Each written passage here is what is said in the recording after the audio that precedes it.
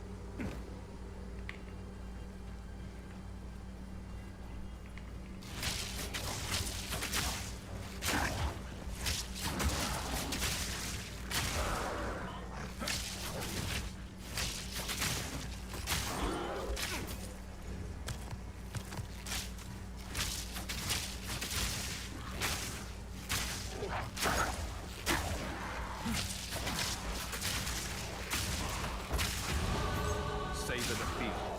Keep moving forward.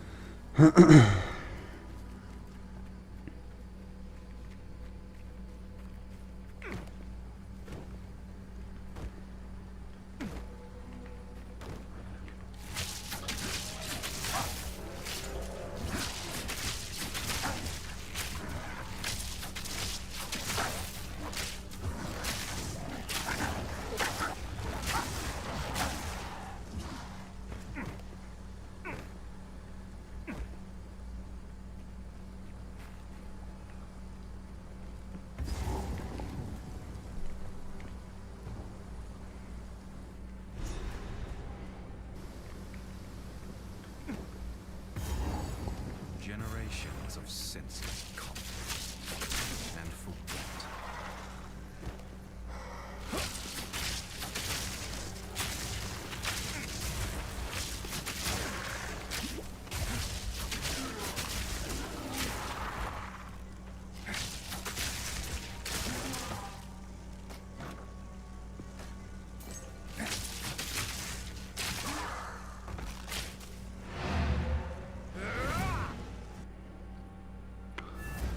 I might need to get like extremely lucky on some of those gear drops Oi, take a look. for this to work.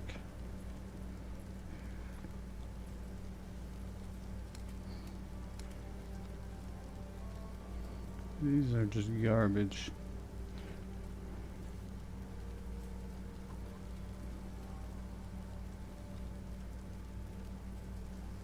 See, the crit hit chance is huge. Should probably You'll survive wear well, that. Linda.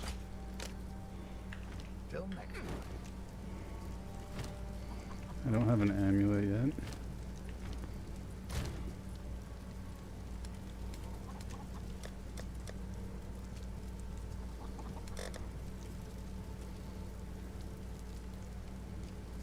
What is this? Fire damage.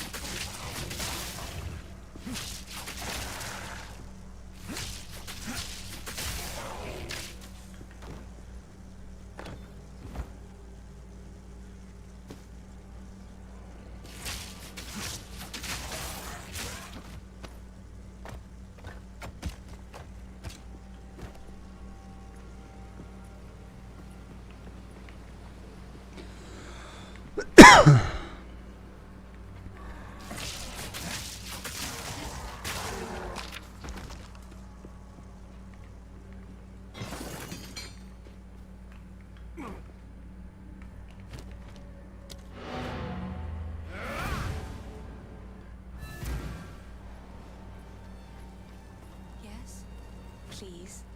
Another for my collection. Sorry.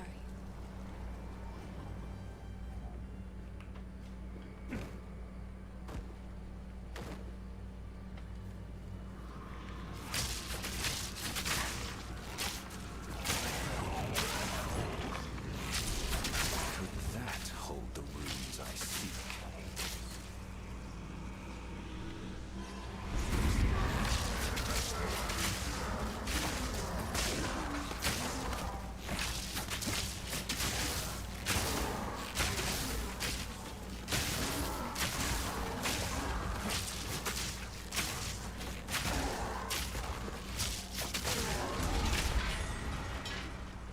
The old ways still hold some power.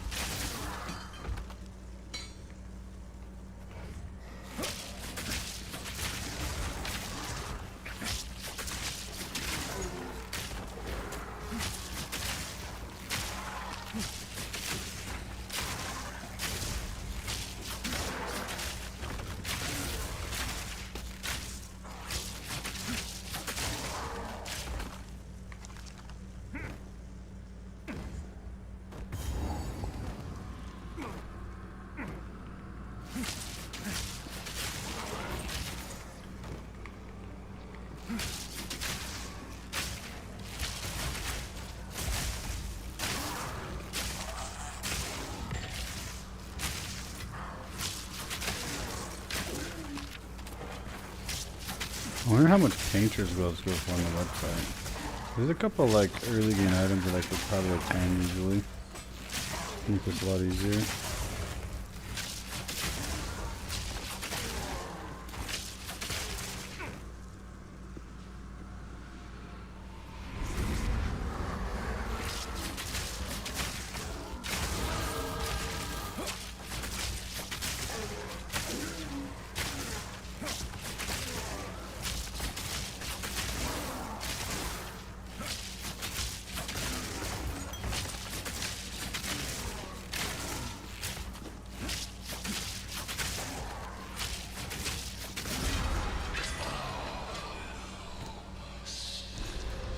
Oh, there we go. Malicious presence lingers here.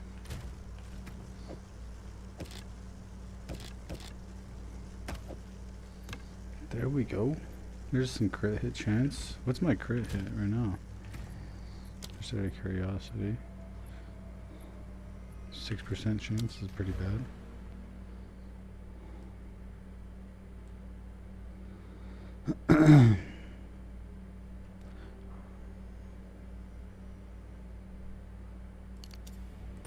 I'm gonna assume it's gonna be up through here. Crit hit chance is not easy to come by.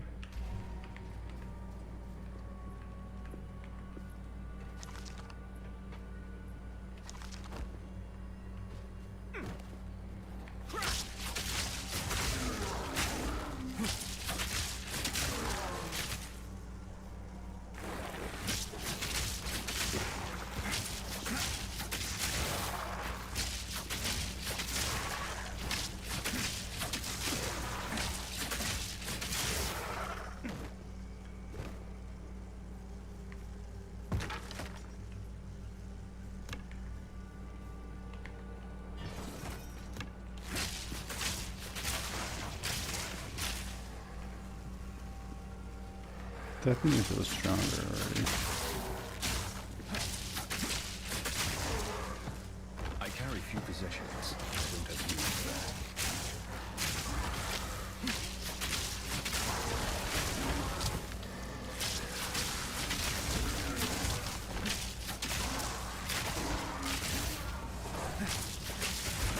You know, didn't drop me a divine orb and hardcore. Can you set up, please?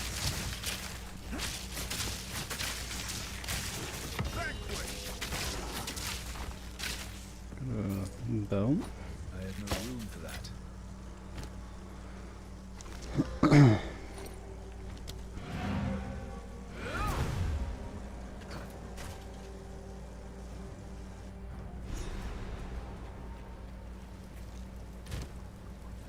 Spirits and hell. None of it's junk. Trust me. Sure, I'll take it off your hands.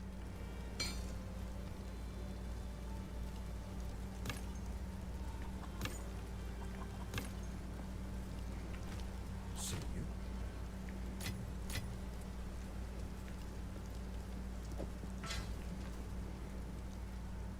How Which can I guy, not really? take a look?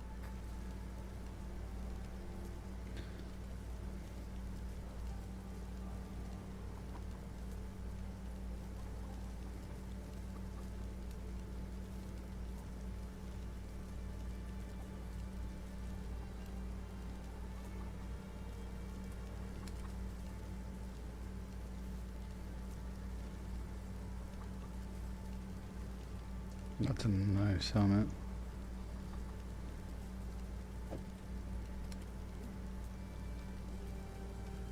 Movement speed boots.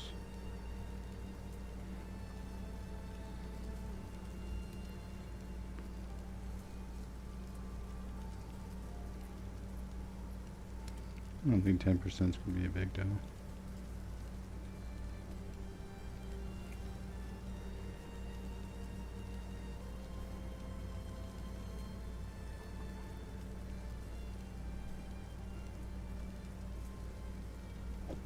That'll keep you alive.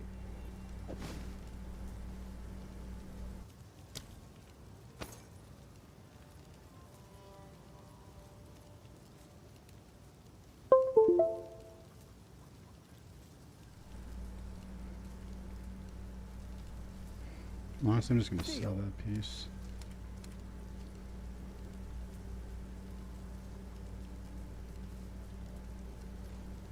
Still melee skills, nope. Nothing great. Go well.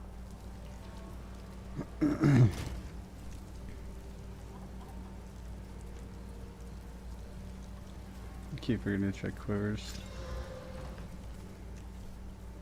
What have we got? What would you like?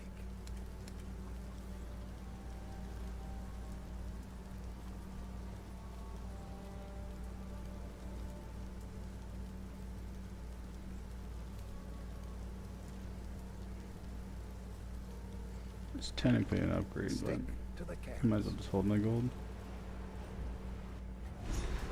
Could that hold the runes I seek?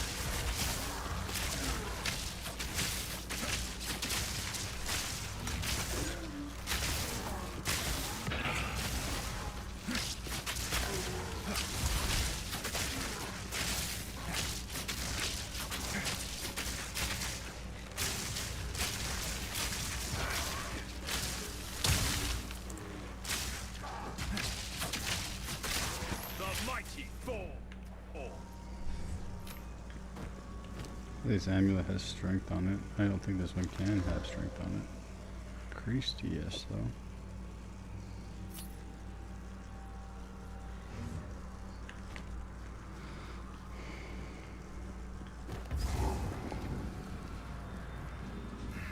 Just one. These boss fights can look so sick when on your PC. I've only fought in a few fair bosses, like the pinnacle bosses.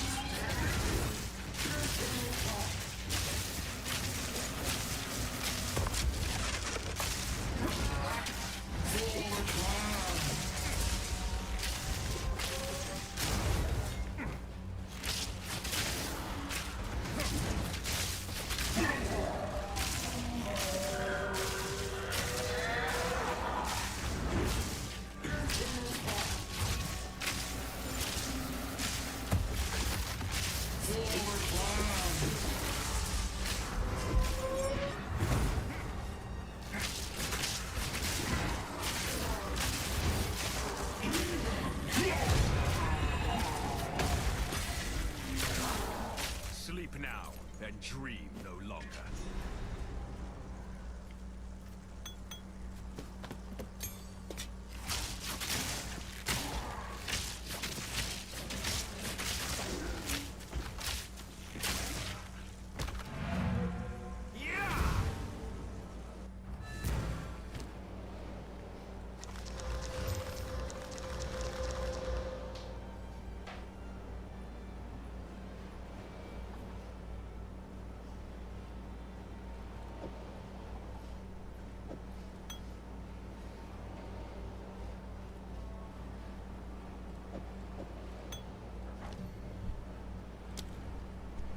Let's do lightning arrow.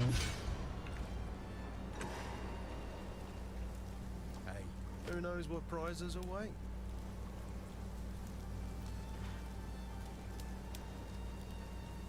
Sure, I'll take it off your hands.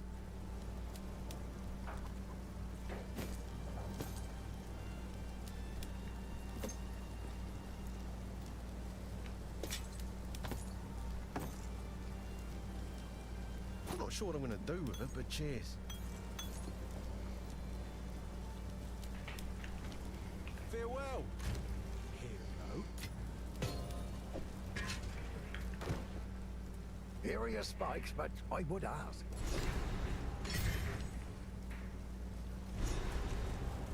A tool to break what binds.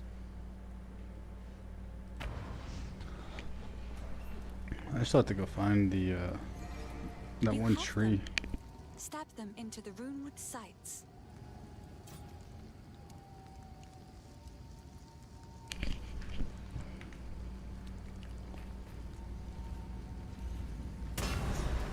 Good. Now the others. Time to discover what truly happened out here.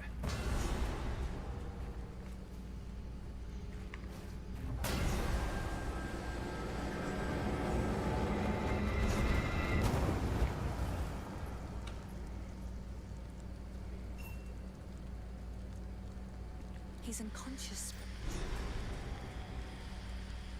Goodbye.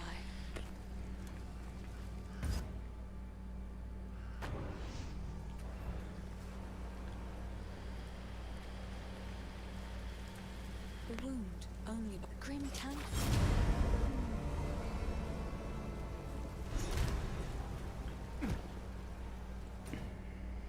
Cruising.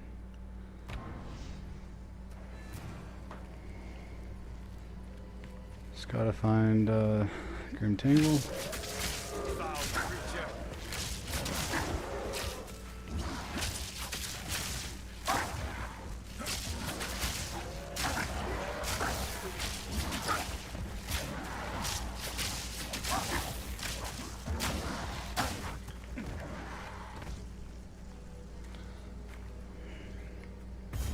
Dude, this person gives good class. What foulness dwells here?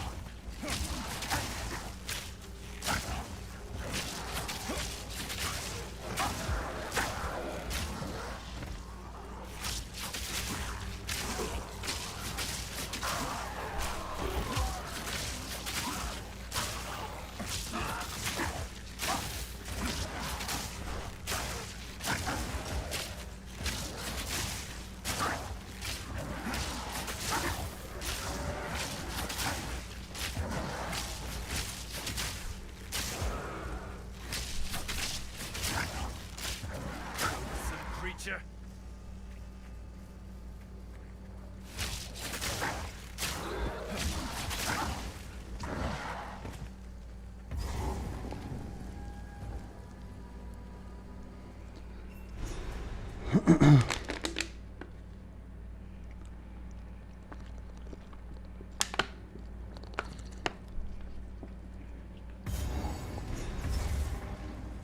Won't be getting through here. For now. If the Fey spirits are still...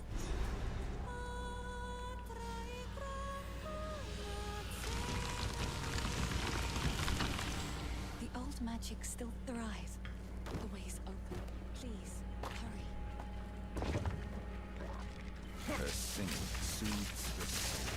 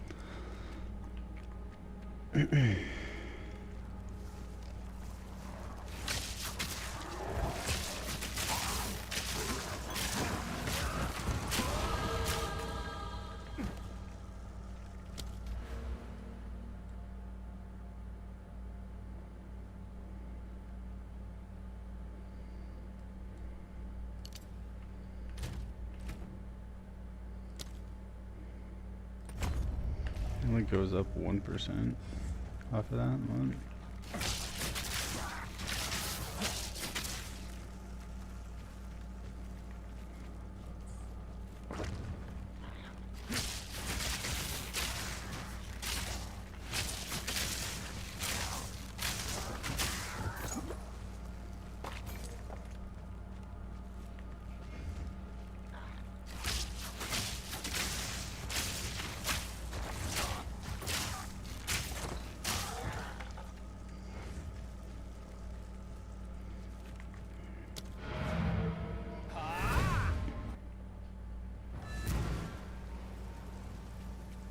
Hello.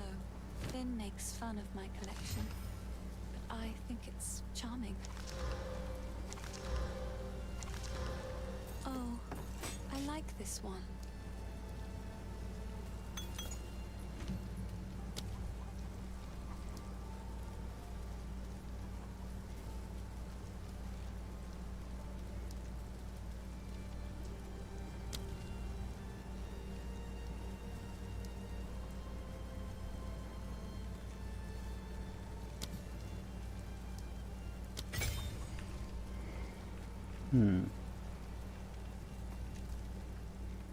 What have we got? Take a look.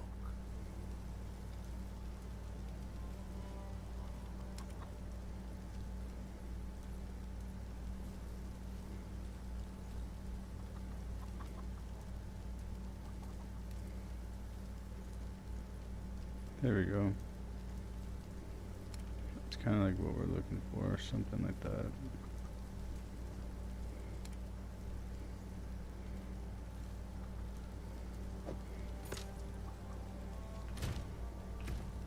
Damage might go down a little bit, but at least I'm getting more credit.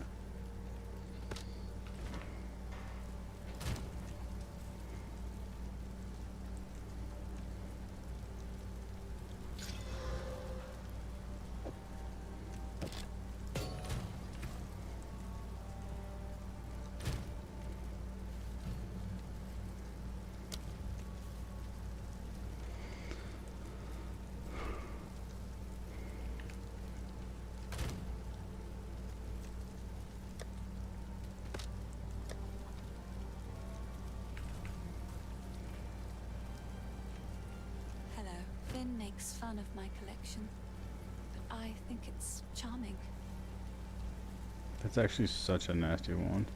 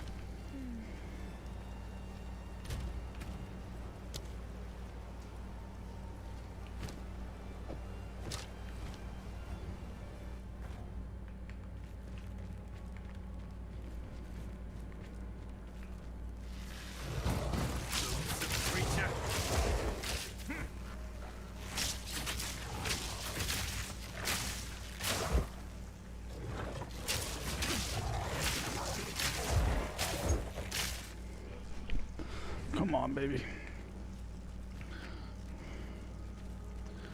Where the hell are we going?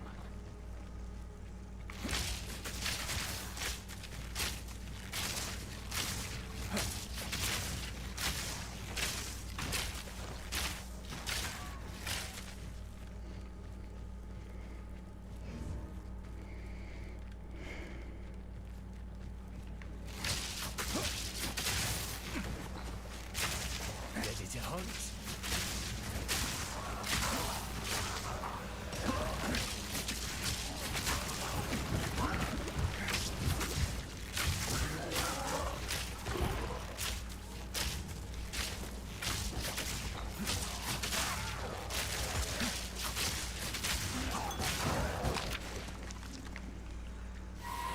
Another wisp. Here we go.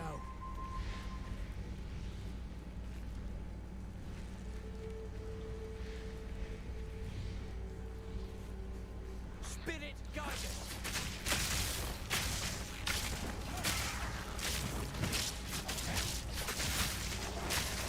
That's the one. Put it down.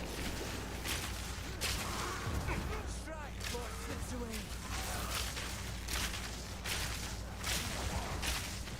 Don't lose focus.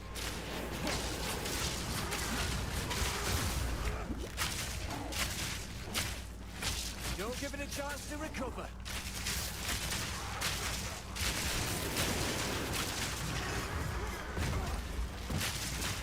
Strike before it slips away.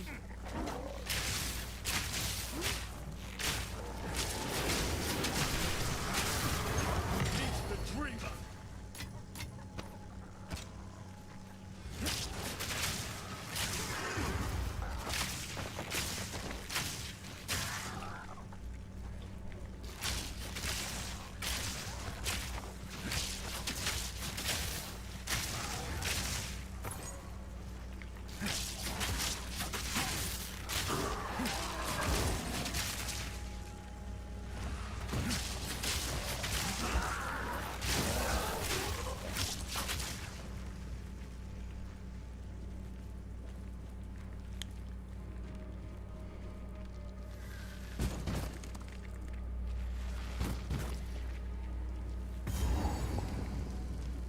I want to fight the boss.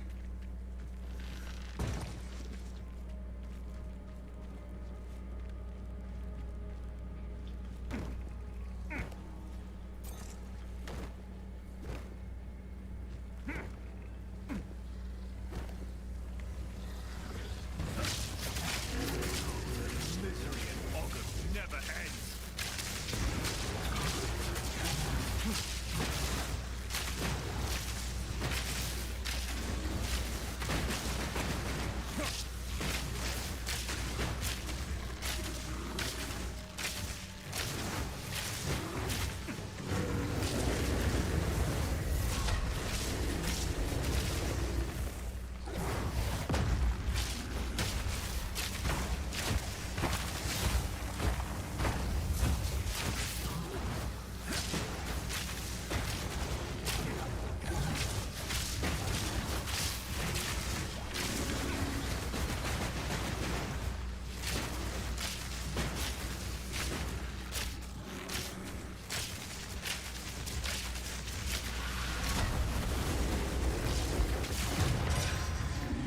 Be gone, foul creature.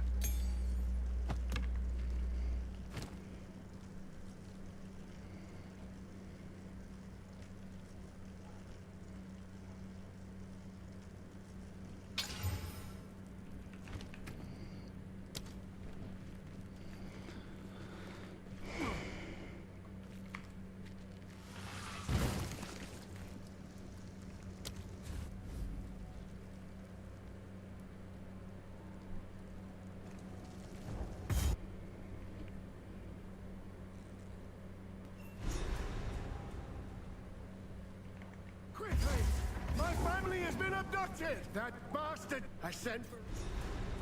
He has the manner of a man lost in his own mind.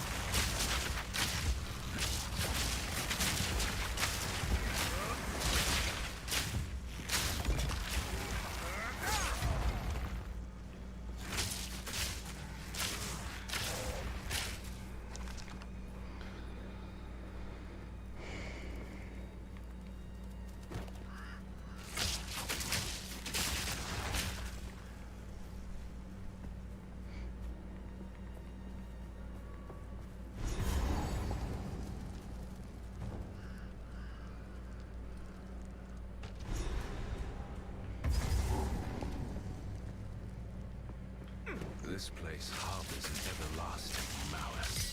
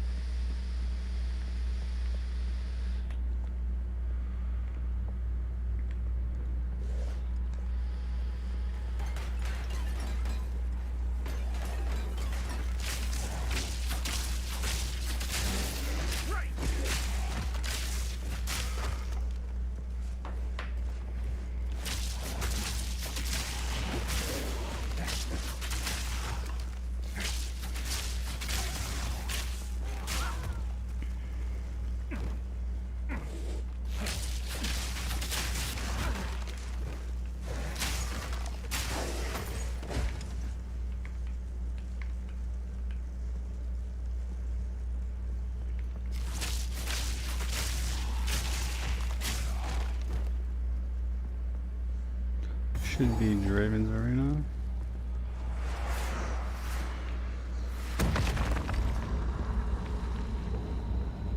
You will have eternity to regret your intrusion here.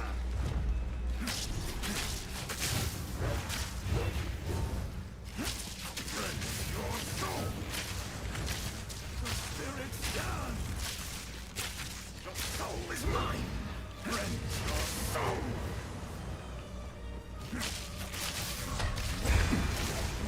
My beloved Assyria, down! I answer your call. Your soul is mine!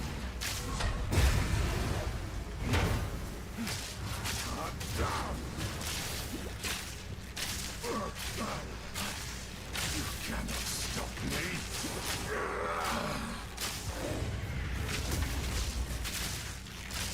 Your meaningless life ends now, my beloved Assinia. I am here, my beloved. I will end your meaningless life. Your intrusion will be punished. Servants, obey. My beloved Assinia. The soul is mine. I am with Friend, your soul.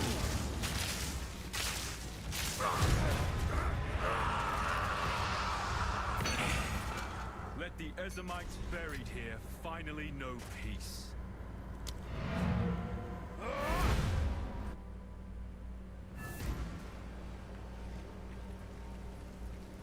Hello. These are just some odds and ends of mine.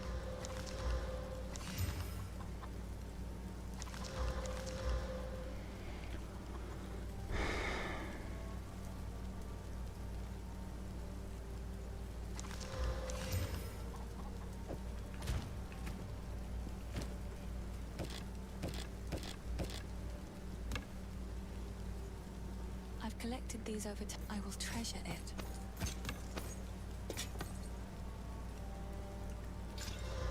There we go.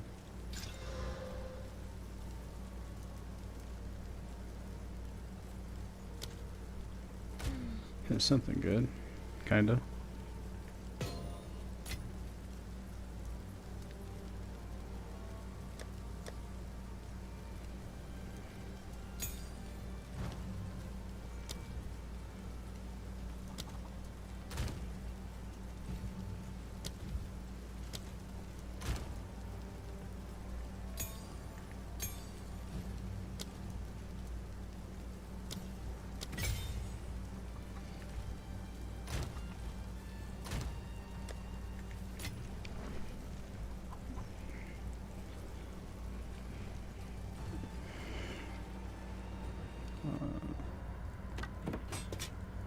Go check the merchant.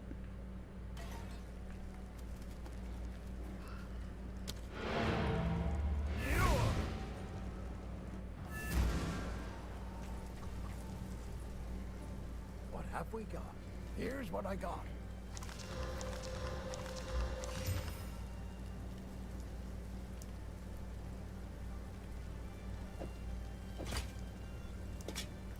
Deal.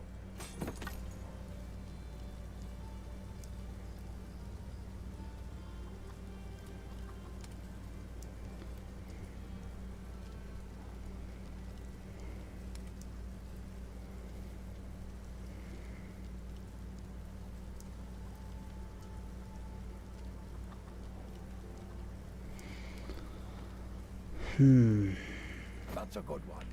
Go well.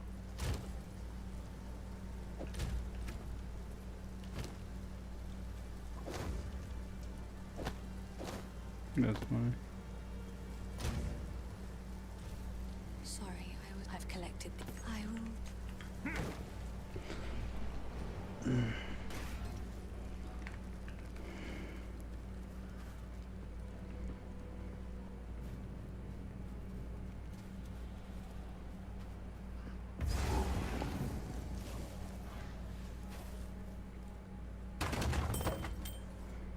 My dearest daughter.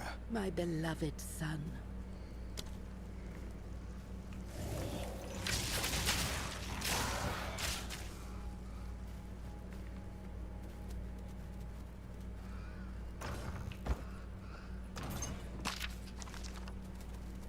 Cursed bones!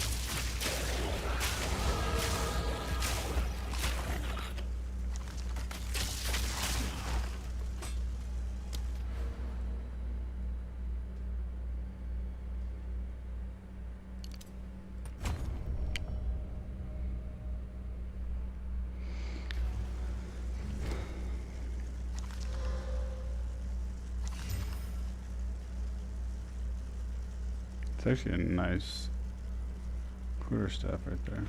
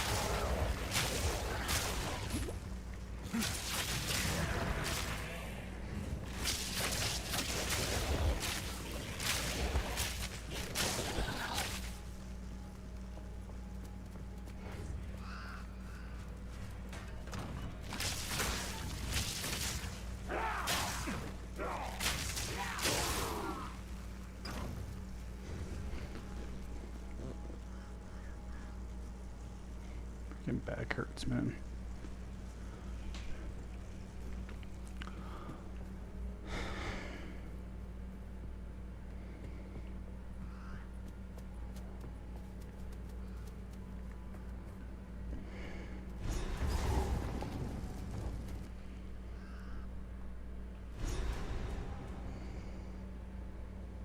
Somewhere in the darkness, a soul lies dreaming of hate.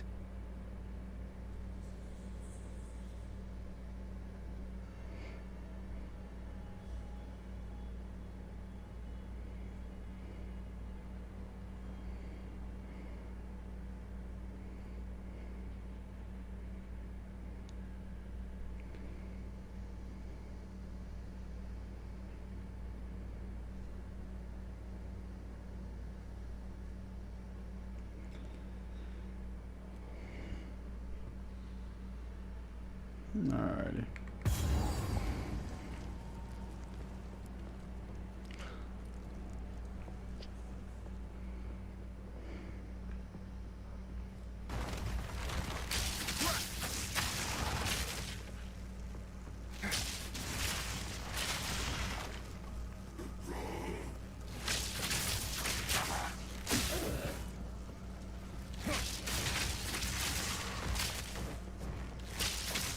You need an exalted orb, man.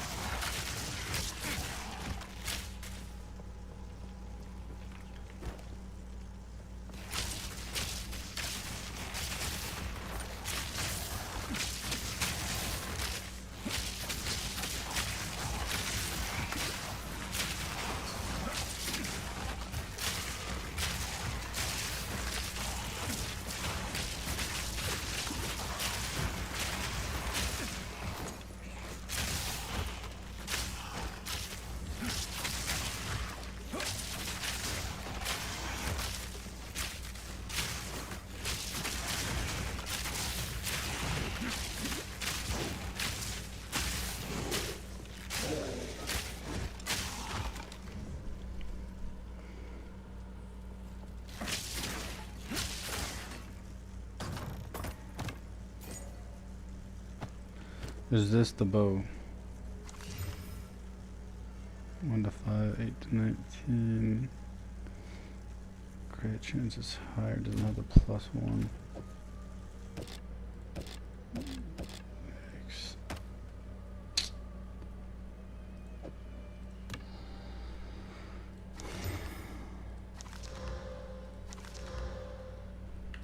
Rest in pieces, man.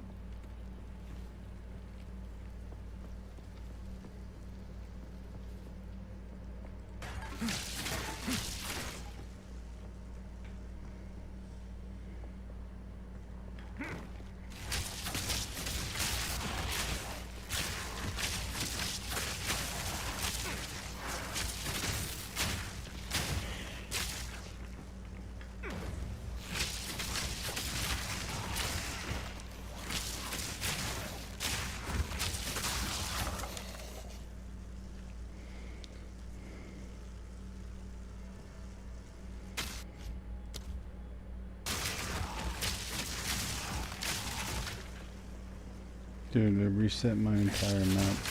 That's insane.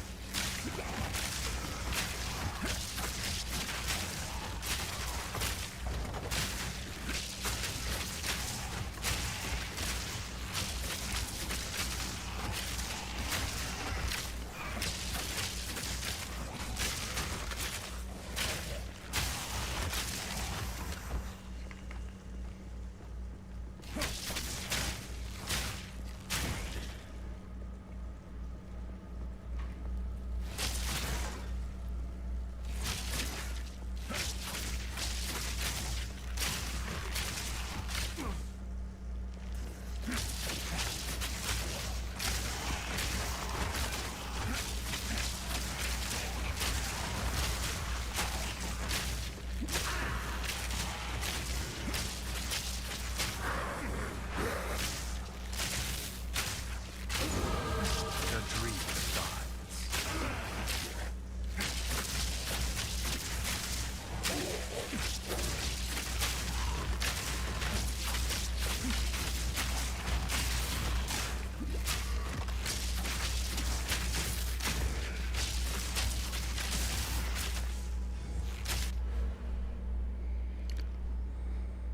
Hmm.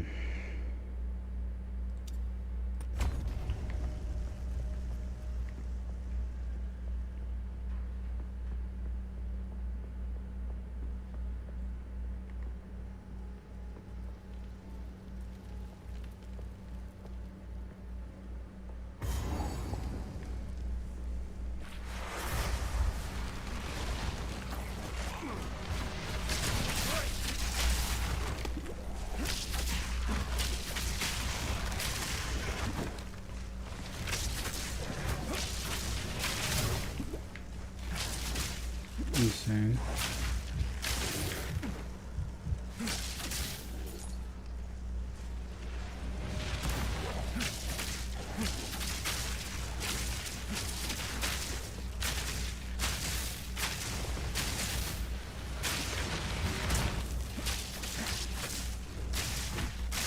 The mighty fall.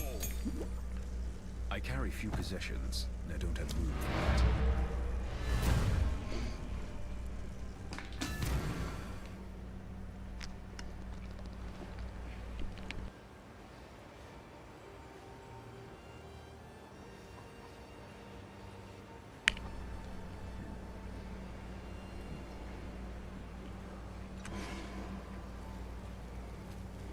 Yes, I like to hold on to bits and pieces. Any that catch your eye? Another for my collection. Thank you.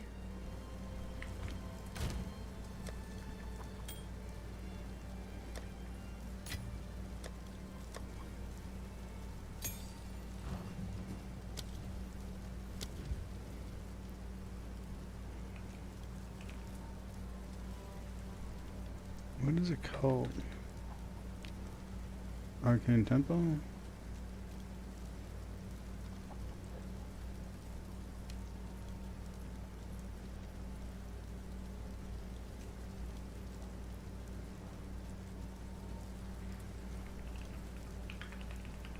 Martial Tempo.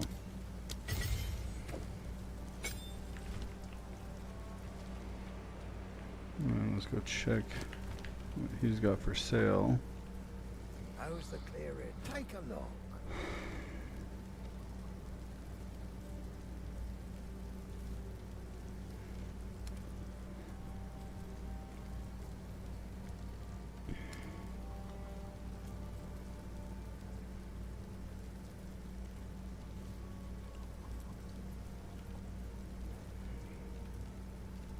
Go well.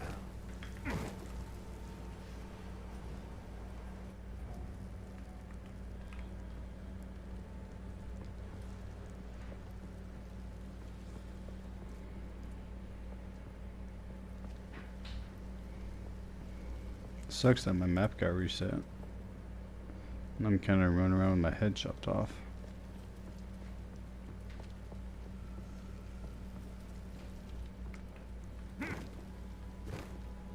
That's alright. At least the enemies didn't come back.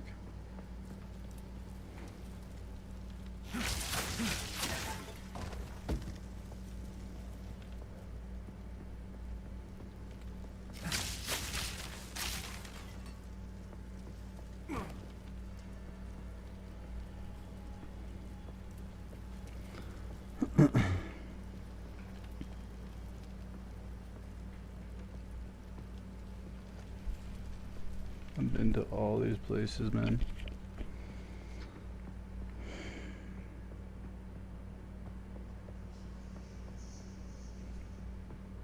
Yikes.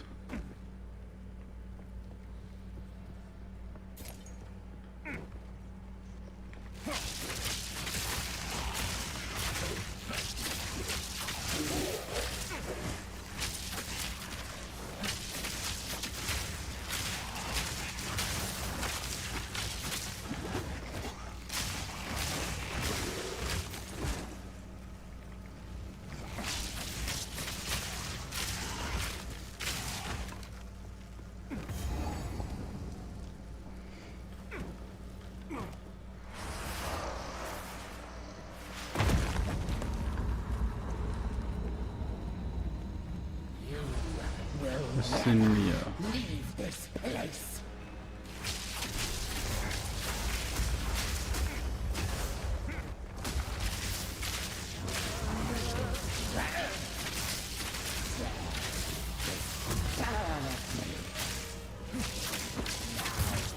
Raven, I made you. Right of the full moon. Insolence. Wilt and rot.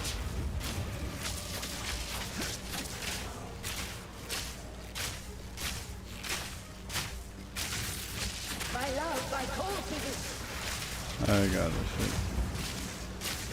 It's usually Act 2 where you get hard. Xehanort is a bit of a test, and then Act 2 is difficult.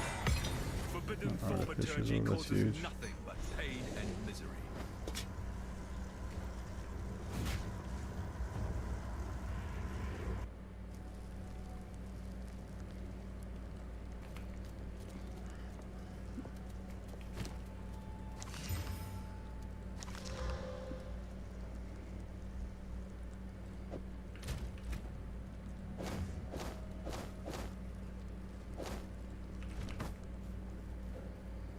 I kinda just want crit damage bonus, unless I get like some insane fizz damage adds.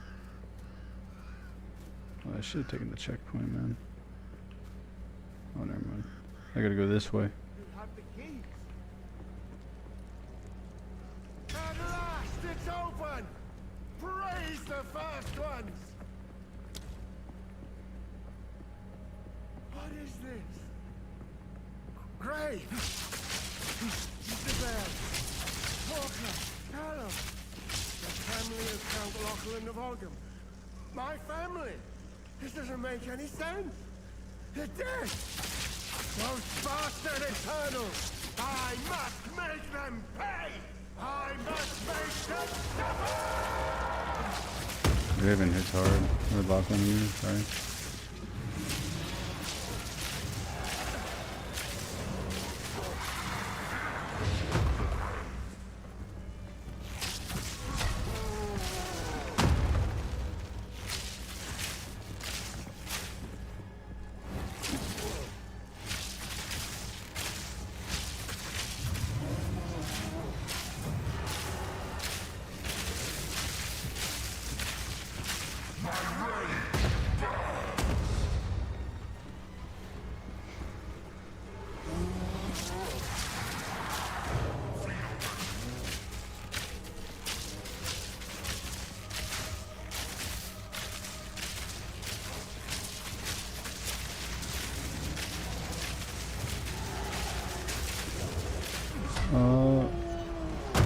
That would have been such a sad way to die.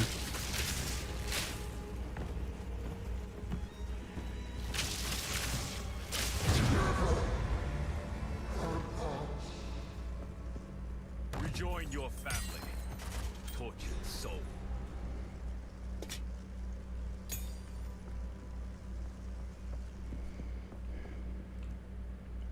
bottom.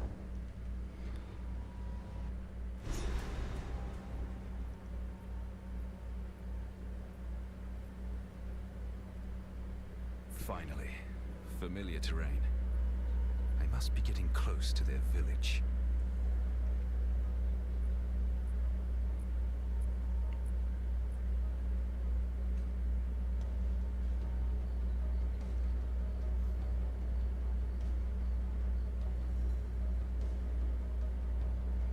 Alright, give me 1 second. I will be right back.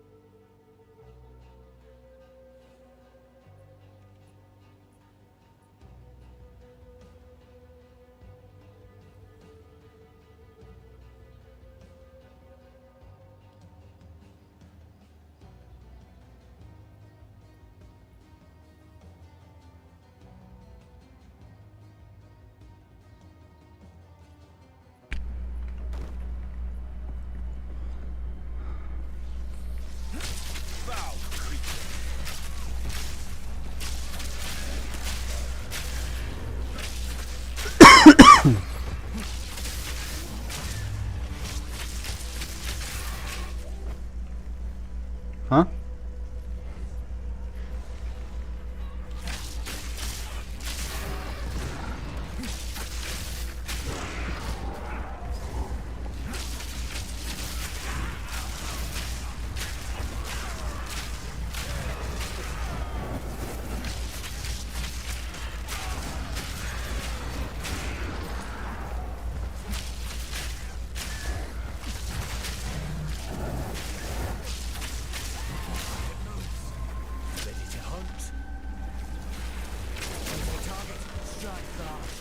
There's so many enemies there. This is crazy.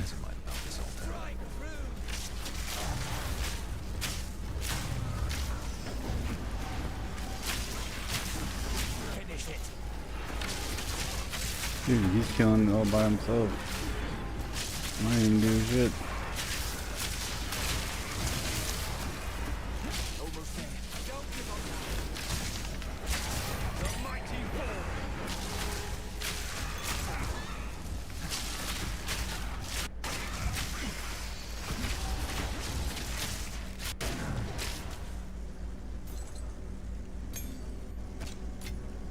My game's lagging.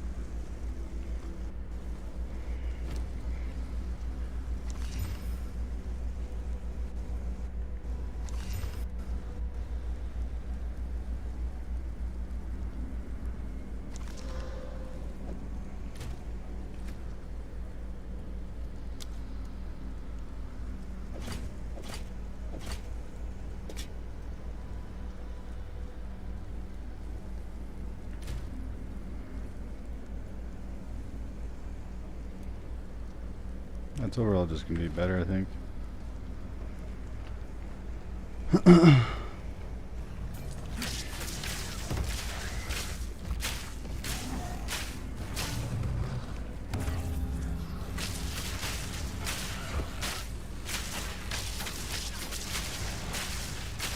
It's time for a new bow though. Holy moly.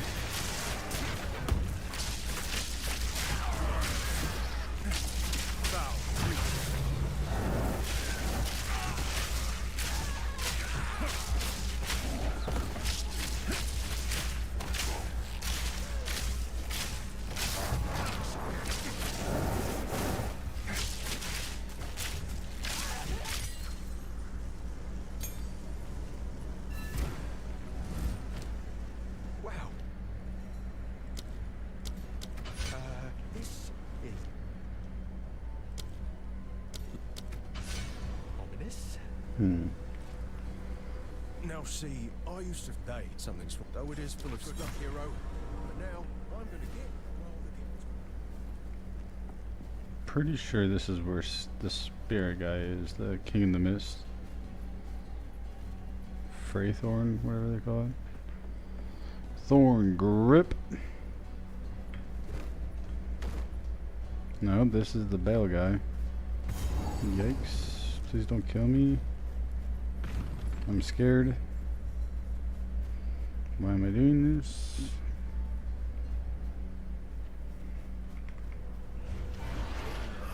Another corrupted abomination.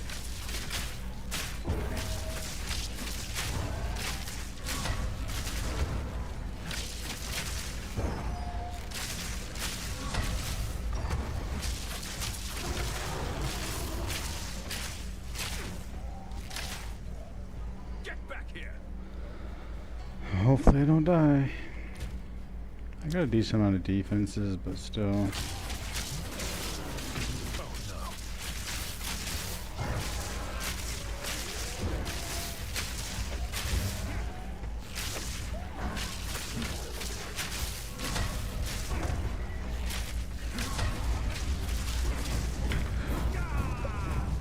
I can roll out of it, no way.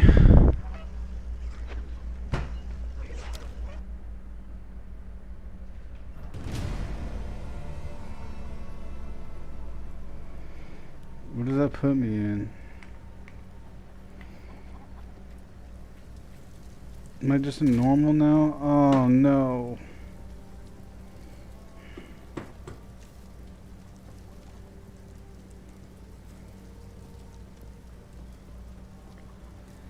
Dude, I rolled out of that. I swear, man.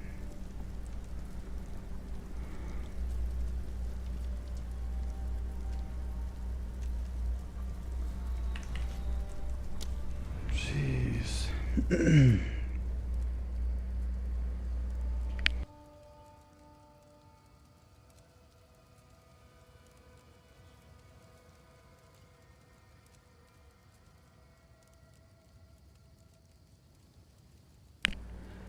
I died, by the way.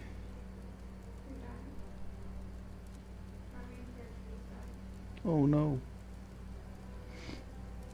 You look happy though. You're not too attached? Rest in peace.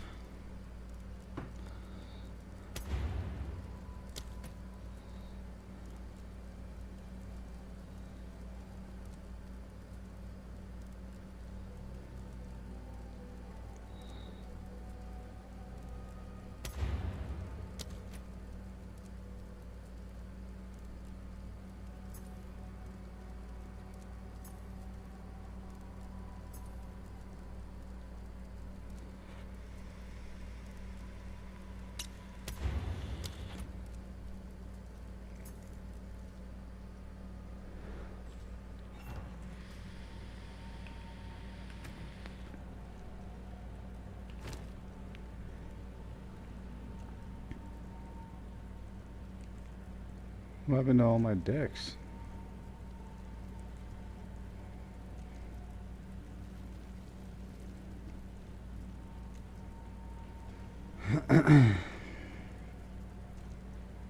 Damn, that's a nasty amulet. For sure, self-hound.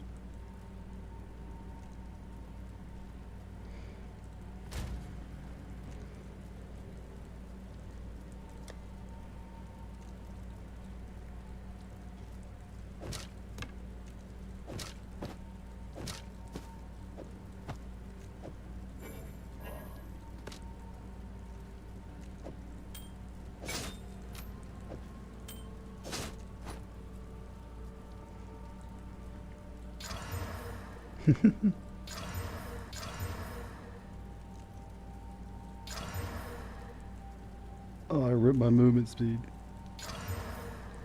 Increase evasion. Oh. Oh. It took my spirit off. I need to be more agile to use. That's so bad.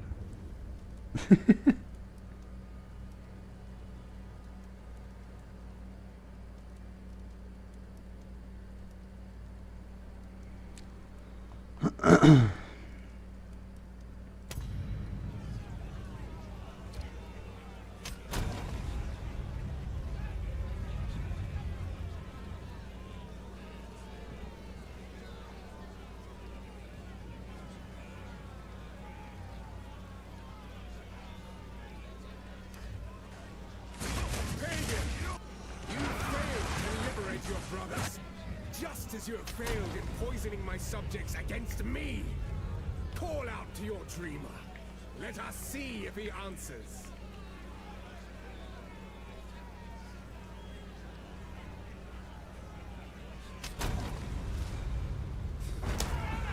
Recapture the pagan!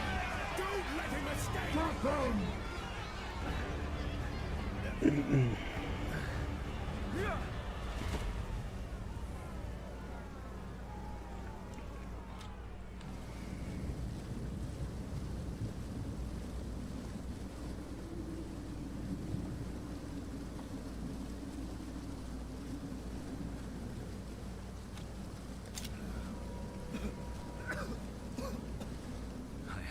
Chance.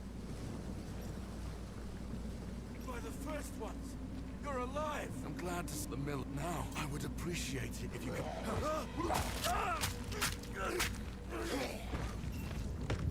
Reach Clearfell.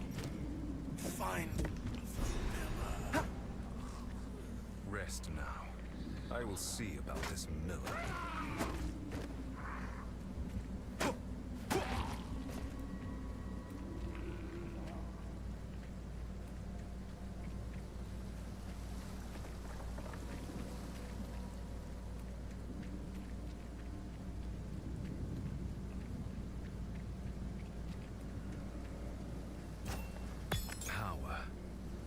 But at what cost?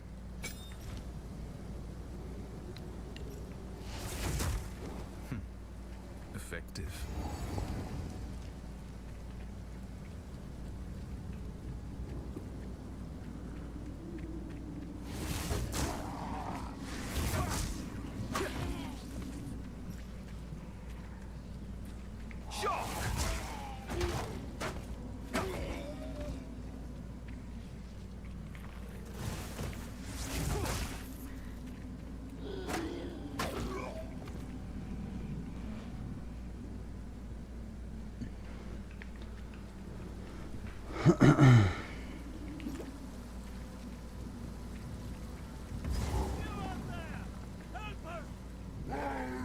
The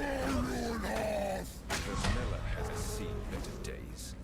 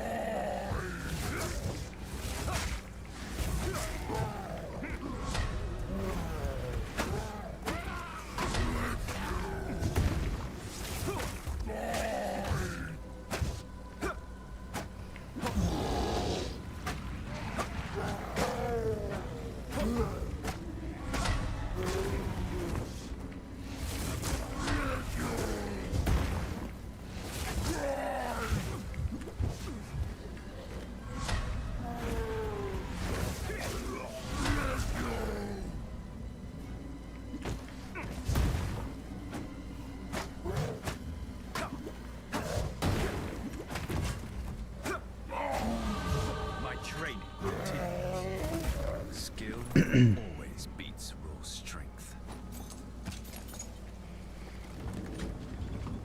Delta, please come inside.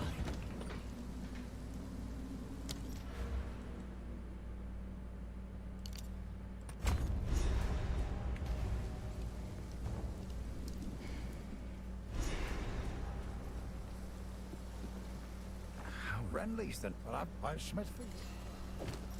There's a beast of particular dark power stalking us. Now, if you could channel your violence against this, stick to the cairns. The discipline of the forge has taught him strength. Welcome to the camp of this all. I fear this. Please, it's beautiful. I sense Oi. So I can get a bow already.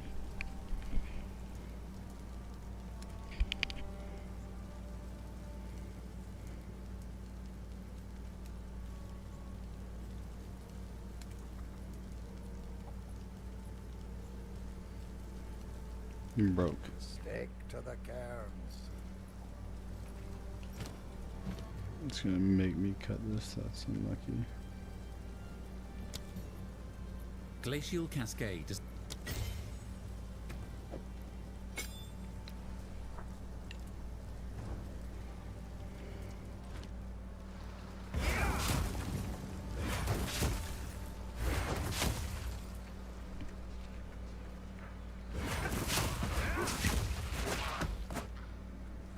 stay still.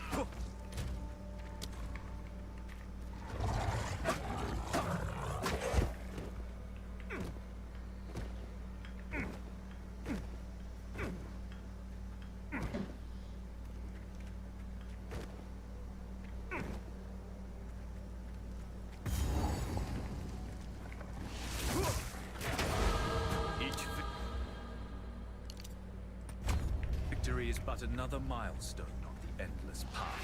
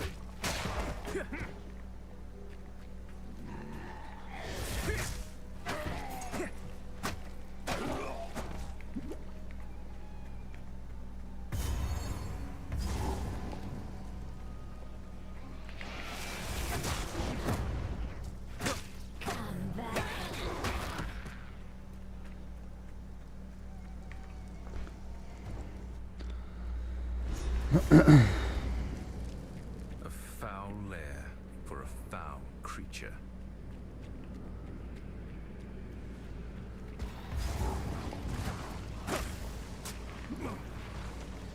Thunder!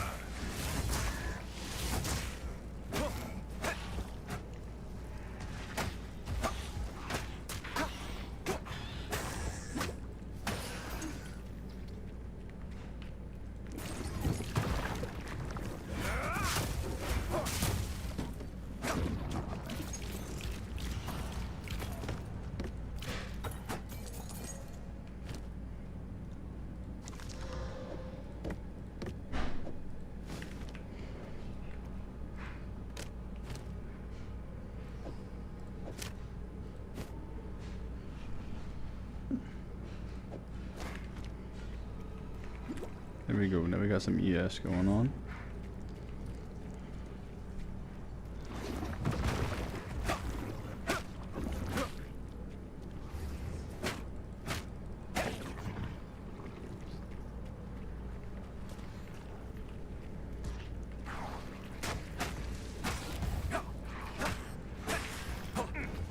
I need a skill gem really badly.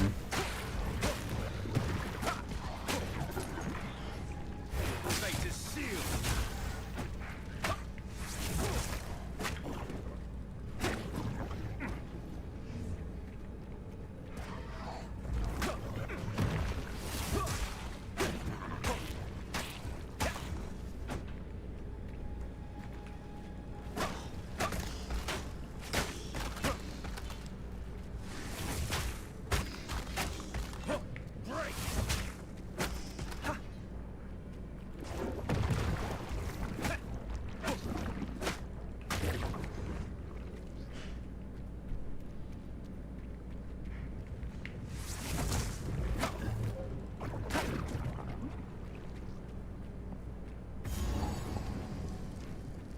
Should be the boss fight, right?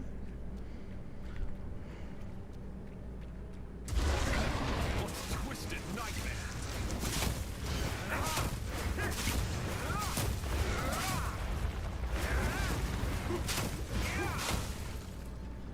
Game pros.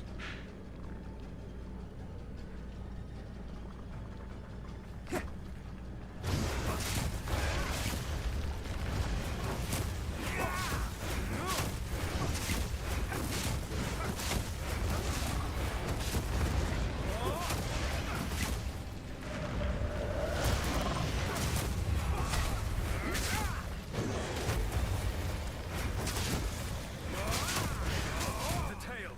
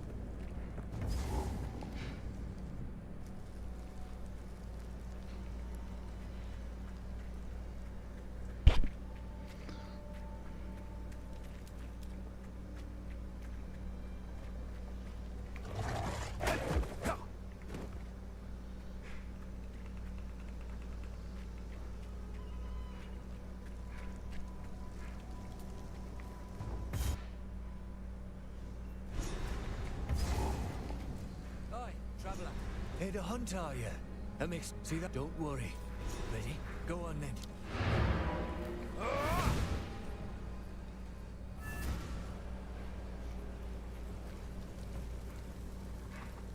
Ah, now this won't.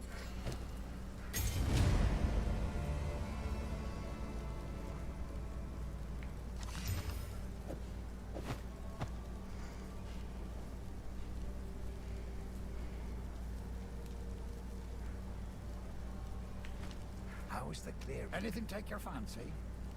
I'll find some use for that. If you I'm find gonna hold on to some of this gear that way I can strip it for parts later. I think that's probably a good life last, so I'm gonna wait. what have we got? Hmm. Here's what I've got.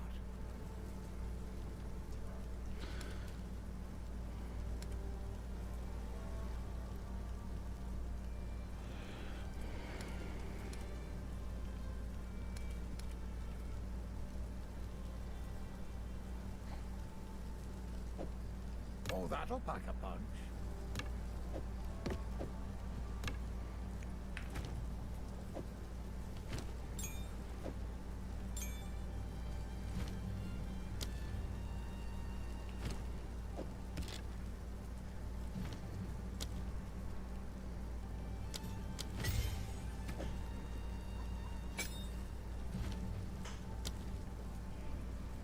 Thank you, babe.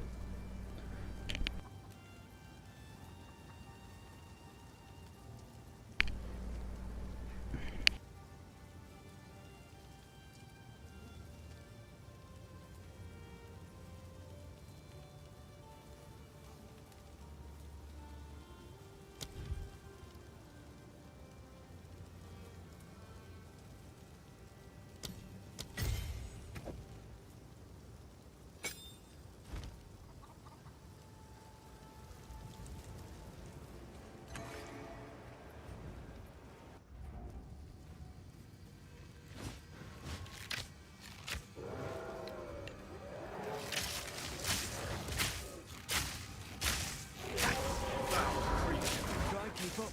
Don't lose sight of it.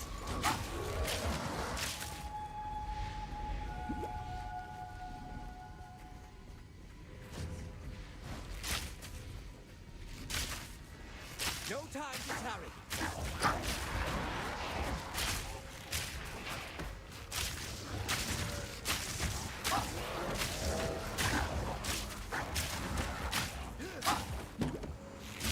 We're losing it. Stay on it.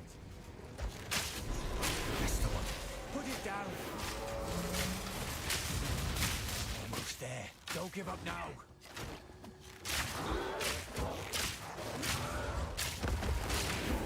Almost there. Don't give up now.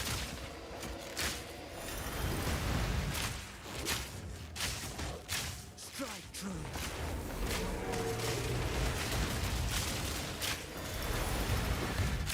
Back to the soil.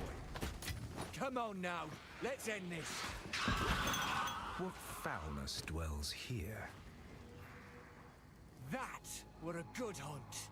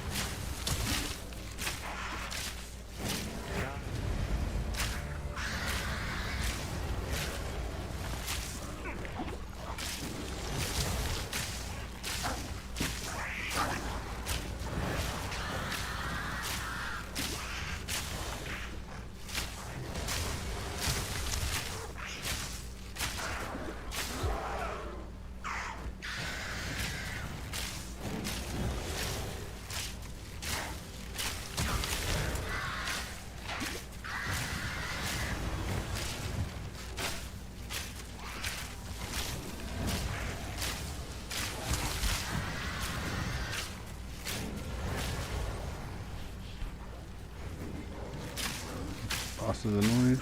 I just need lightning rod and this person would be dead already. Not having a lightning rod is a huge L. Dreamer, die forgotten, witch.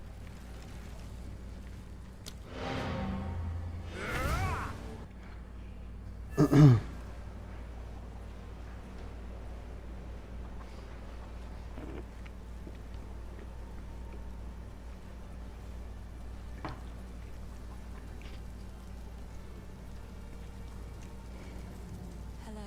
Please, take your time.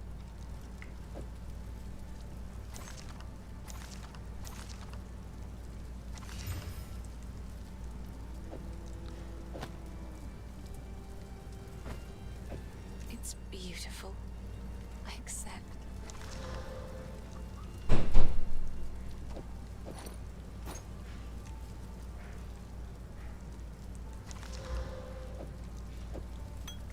I will treasure it.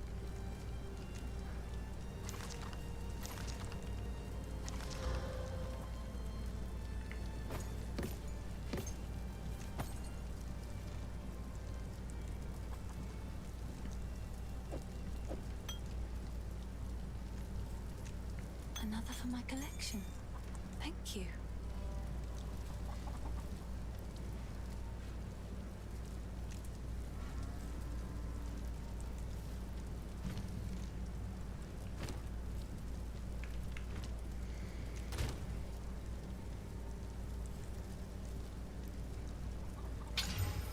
Just be dexterity. What a game.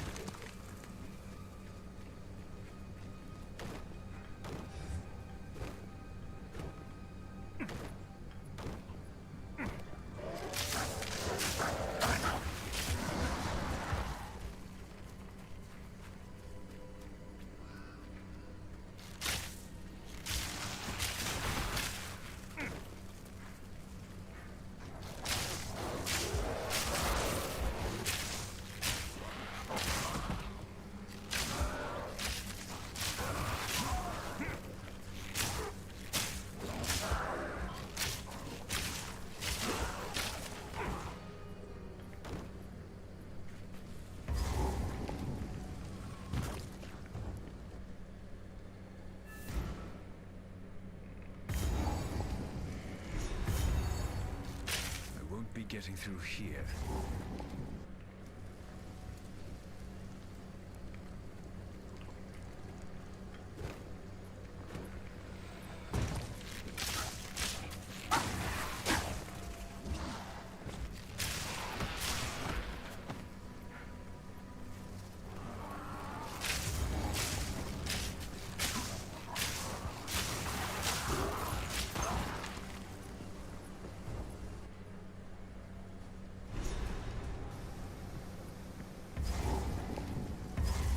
Generations of senseless conflict and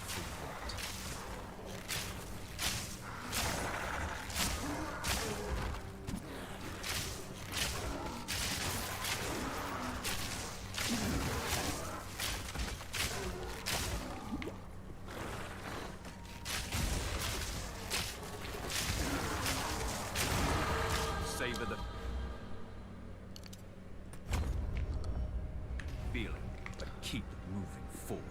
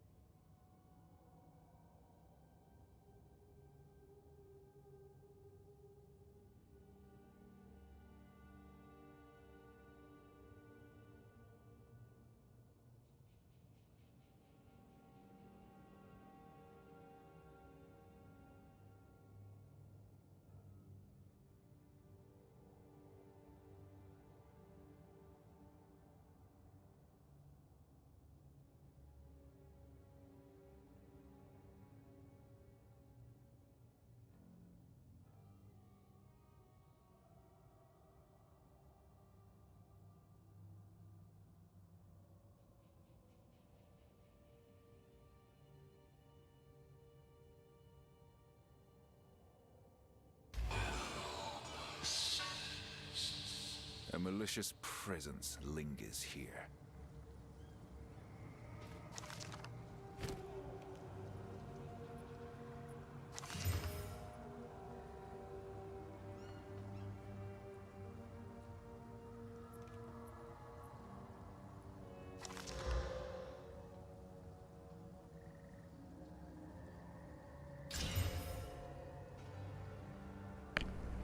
That's funny.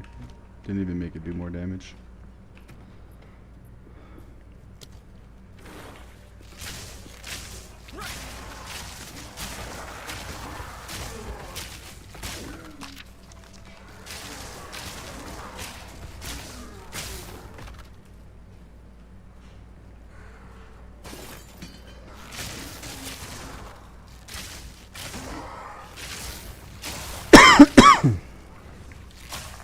Crazy, I haven't gotten a skill gem yet. May I have a skill gem, please?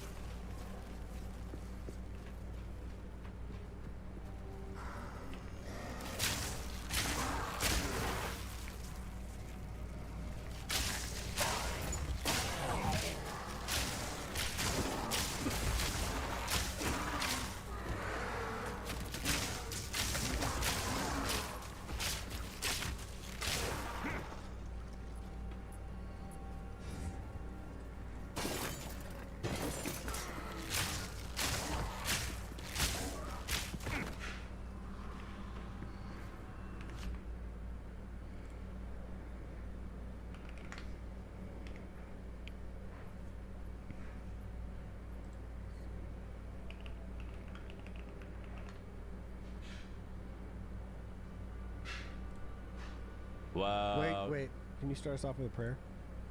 You want me to start us off with a prayer? Yeah. Right. Dear Lord, thank you so much for another beautiful day here on planet Earth. Thank you so much for the friends, the company, the amazing people we get to work with on almost daily basis. Lord, just thankful for this opportunity you've given to us to wake up and better ourselves every single day. Lord, relieve me of my anxieties, stressors, and depressors. Bring me a little bit of peace and mental clarity today, Lord. Thank you so much. I have faith that if I be on the path, it will be the correct path for me and I'll live a good life, Lord. Thank you so much for everything. Look over Hitchfield. In Jesus' name we pray.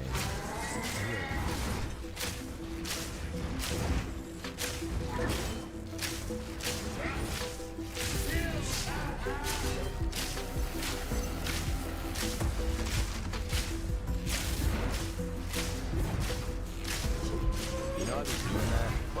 Welcome back to another episode of the podcast, episode 154. The block party. Is that why you said that? No. Really? You've never heard me say like a player. Oh, I've heard you like say it. Well, I knew before you were walking the light of the Lord, you were joking with it. Really? And I was always like, you know, I was like, how are you so good at joke prayer? You stuck out through the joke prayer and I'm so good. Really? That literally sounds like I don't remember that. It sounds like a youth group leader but I have been doing it on the. I do pray every day. But sometimes, and I've been doing it on the BTH watch parties. Yeah. But sometimes I just feel like a fraud. Because it's like, I don't know, I just haven't, especially sometimes the way I live my life, which can be very, would promiscuous be the right word? I mean, you sleeping around and shit? I've just been a little reckless lately. Is Just it drinks, alcohol, doing this, I think doing that. Promiscuous is like purely sexual, I think. Okay, well, not purely sexual. I've been a little bit of a degen lately. Haven't been treating myself the right way. Haven't been tapping into the Lord, to the source, too much as of late. So sometimes when I'll say prayers on the BTH watch party, and I'll just right when I start, I'm like, man, I'm a fraud. Because like I haven't been reading the Bible, I haven't been on my Bible app. I've just been like enjoying summer, and here I am saying a prayer, thinking like a prayer is the only thing I need to like save me. But I mean, how it started was I think we talked about it on a pod like months ago when I like first started getting into like I was into the Bible app a little bit, and I was learning a little bit and just like getting more in tune with my faith. And so I started like praying just when I wake up, I would pray, and I would be so fucking anxious every single time I wake up. And like praying really did help by just like feeling like I put everything in God's hands, and that no matter how bad something happens, no matter how bad a performance is, no matter how bad a prayer is to start off a podcast, if I embarrass myself, if I have a panic attack mid fucking content, or however bad the day could go, that everything's gonna be fine anyway. God's got my back. And that's sort of how I started living, but I feel like if you find a pint out there, do bring it back. I mean, it comes and goes. I've gone away from it. It comes and goes. Yeah, it's a crazy lifestyle. Aren't you Christian? You're like pretty religious, aren't you? Yeah, but I feel like I grew up super religious. I feel like you never really like talk about it. No, like or when it just doesn't come off in your personality. Yeah, which is probably a bad thing. Maybe it's a good but thing. like I grew up super religious. Like my family, I was at church and soccer practice whenever I wasn't in school. Like that was it. I didn't do anything else. But then like after my dad died, like I still went to church and went on and off from church, and then in college I was more fun. And then I would kind of just do things on my own time. And that's kind of where it's been at since then. Have you read the Bible? Yeah. I'm trying to take this Invisalign out. Wasn't messing with you? Yeah, no, I read the Bible a lot. You've read the whole thing, front to back? Oh, I mean, I'm sure I probably have. Yeah. I never started from Genesis 1. And like keep your little... No, never did that. But like, when you're at church, like, you go through different passages and bounce back and forth between different like stories and stuff. But I've forgotten a lot of the stories. I mean, obviously I get the general premise, but I've forgotten a lot of like all the teachings and stuff. So I probably should. I mean, I definitely should. I mean, it's just such a hard read.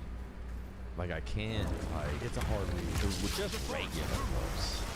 It's hard to read. Like I am reading it, but as I'm reading it, I'm thinking of like God knows what else. I can't read. No, I can read words, but I can't read. I cannot read. I can't read and like attain the information. The only time I can attain information from books is when it's like is like audiobooks. Because I think I can listen. Like the only book I feel like it's ingested. Fake if you listen to it. I know. Some readers feel that way. But like the only book that I've like taken in was, because I didn't read it, I listened to it. But it was a book called Holes. Goosebumps. Harry Potter and the Sorcerer's Stone. a Project Hail Mary. It was actually really good. I looked up like I was making the drive to Arizona, and so I just looked up like the best audiobook, and this guy won an award for the best audiobook, and it was called Project Hail Mary. So I was like, all right, I'll check it out. Dude, it was so good. What was it about? Well, it's the world is in danger because the sun is losing its energy and it's getting sucked. But is it like some real facts he's spitting though? It's like, is he trying? Is he? It's a book. It's a fiction book. Oh, I thought he was actually like No, it's saying facts, and this guy's gonna save the world. No. It's a fictional book. See, I can't get into like fictional shit. I need like real shit. Like I can't get into like made up stories or. Yeah. Maybe that's why even like some TV shows, if it's not like realistic, I can't.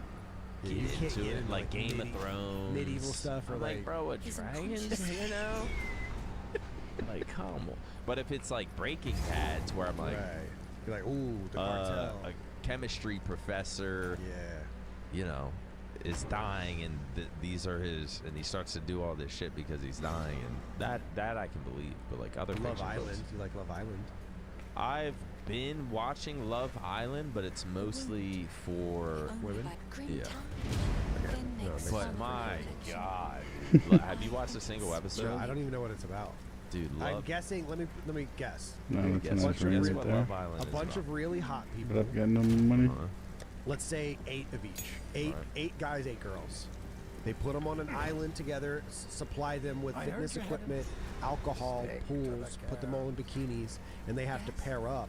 And every week, they kick someone off until only 2 remain, and those 2 people get married. I don't know if they get married. Wait, did I get that? I mean, basically, yeah. That's the show. Wait, so only 2 remain? Yeah, they win. Yeah, I think they win like 100,000. I don't think they get married or anything. So they don't. But I haven't been into it too much. But I've definitely watched a few episodes for the ladies. Like I'm not watching. Like I'll watch with a girl if it makes them happy. Have you watched multiple episodes with different women? I shouldn't start talking about that. Huh? You're getting checked up, right? Checked up? Yeah, make sure you're good. Yeah, no, sure, yeah, no, I'm bad. You didn't sound very confident.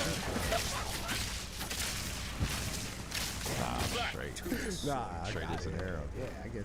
But anyways, yeah, I watched a little bit too. But that is basically what it is. Like, I think in the beginning it's like 5 hot dudes, 5 hot girls. Every girl has to have their ass cheeks out. Every dude has to have abs. Yeah. And then it starts from there. You basically pick. You kind of, I think you start feeling out everyone, and you sort of pick your partner of who your girlfriend's gonna be, but it's like partner. And then you see how that goes for a few days, but then someone else can steal your partner because they will. Bro, there's times. First off, I don't know how they do this because in the first, I think in the very first episode, say like 5 guys, 5 girls, they put the 5 guys in like a circle.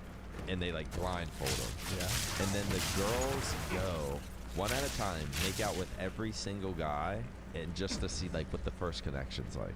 Then the second girl goes, makes out with every single guy. Then the third girl, then the fourth girl. So then if you're the fifth, last guy, you're just getting slobbered from all the other guys? From all the other guys. This is what they do. It's fucking gross and it's insane.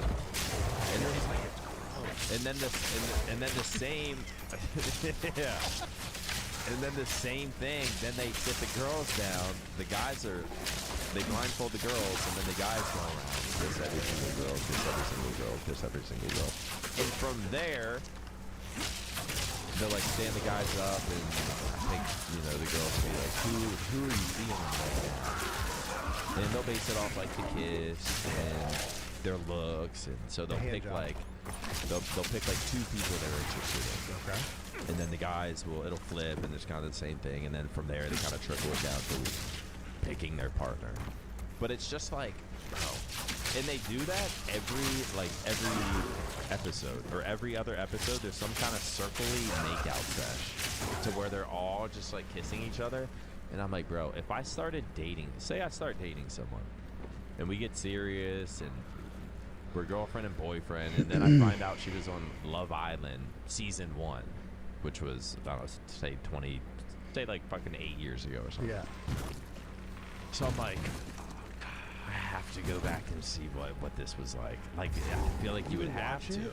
I wouldn't want to watch it, but I would have to see. Have to. And then you just see her making out with like 8 different guys in a row, and the girls in the back like cheering them on, and she's just like twerking and on camera and shit in front of everyone, and on national television, or I guess it's not national television. Yeah, it is national television. On national TV, they're doing this, and I'm just like, oh God, I could never be with a girl like that.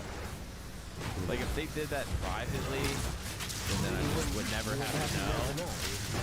But the fact that it's public, I mean, I just can't do it. Like I don't know.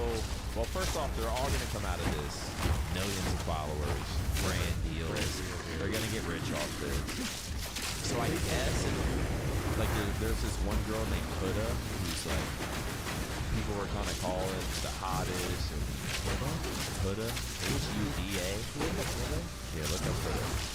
I think she's coming out with the most followers out of all this. She's the hottest? She's the hottest? I wouldn't say I think she was maybe the second hottest, but like she is kind of my type. But she's gonna probably, I think she came out the most famous. Oh, okay. Oh, yeah. Let's look at all the people. Oh, that's season 3. Oh, we're season 7. Yeah, she's been around too. Yeah, I don't even know all their names. Let's see. Doesn't that say like the top middle pictures or the top left picture? Oh, these are all the names now. Oh, no. Click the top left one right there. Oh, yeah, so this was like the original people that were on it. Okay. So it was four guys, 4 girls. Who ended up winning? Oh, I Wait, let me guess. This one. Huda. Blue bikini. Or she's the red bikini. Huda is... Wait, where is Huda? I think she's red bikini. Alright, red bikini and... I don't think anyone on here won, because they bring in new people. And other people get voted off. I think a girl and a guy who are new ended up winning. Damn, but I'm not there yet. Imagine coming into the Love Island halfway through. Everyone's already banged each other. You're walking on. I mean, like, no, you walk in, bro, you'll be, I don't know how long they're on these islands, but say it's you and your partner and like you've really held it down with each other. You're not going around, you're like, this is our team, or like, this is our partnership, like, because you want to stick together because that's how you win. Yeah. And like, you want to make it seem like you are the couple. You ain't fucking with that other shit, like. And that's how people, like, if people see that and see that it's real, they vote for you to like stay on or something. Right. So you want like that real shit, but they'll vote people off, and then when they vote people off, they'll bring in new people, and then those new people, it's a whole nother circle. They do the same. Like last time, they pinned the guys and the girls to like almost like a cross. It was like an X, but they're just like propped up on this thing. Like all the guys are just like pinned up, and the new girl comes in and just makes out with every single dude, and all of their like girlfriends sit there and like watch. And like some get pissed. Some of the girls get pissed. I didn't know it was this kinky of a show. I thought it was like... It's kinky as fuck. Dude, I literally thought it was just like The Bachelor. Bro, this Huda girl, the girls went first, I think. They got chained up. 2 new dudes entered the villa.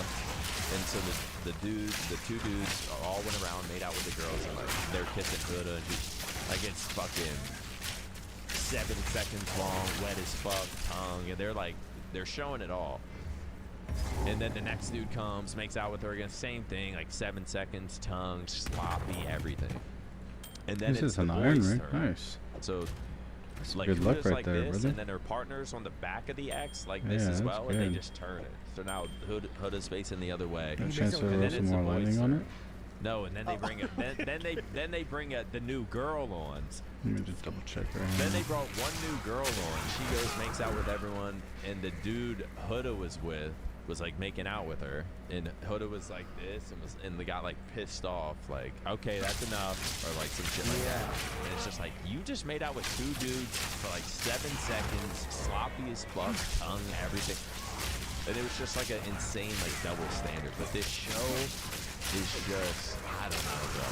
I don't know if I could like, if I like dated someone, found out they were on Love Island 6 years ago, and then they went through this show is kinky as fuck. Holy shit. But I mean, like they do, but like sometimes they'll be like, they're all like into it though. Like sometimes they'll be like, oh, that was so hot, or like they'll see their partner making out with someone, and they'll be like, oh, I couldn't look away, to be honest.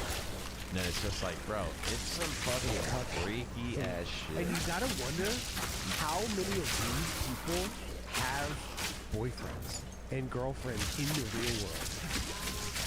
There's no way. I guarantee you one of them does. I guarantee Because it. I guarantee it. Do you think a girlfriend or boyfriend will allow their person to go on here knowing how the show goes? They probably went into the show with a boyfriend or a girlfriend. Because, like, imagine, you gotta think you're gonna. Well, I don't think there's no outside contact either. That's what I'm saying. You come home and they probably recorded this. Is it live recorded or is it like months ago? I think it's pretty fucking live. Oh, is it? Like it just ended, so like they're just getting home. Like when the season ends, they're home like a day or 2 later, and can like finally access their Instagram and shit. So I think it's like I don't think they record it and then edit for 8 months and then put it up. Like I think it's pretty fucking quick and live. Oh man, one of these people, if not had a boyfriend or a girlfriend, definitely was like talking to someone, and then they got this. I mean, maybe someone's probably definitely talking to someone, and they got this opportunity. Sorry, this is a once in a lifetime opportunity. The tall black dude in the middle. People started looking up. They found out his like Twitch name. He's been in like, I think like Kai's chat. That's the XQC guy, right? The guy or who like likes, XQC's chat. Oh, okay. I heard about that.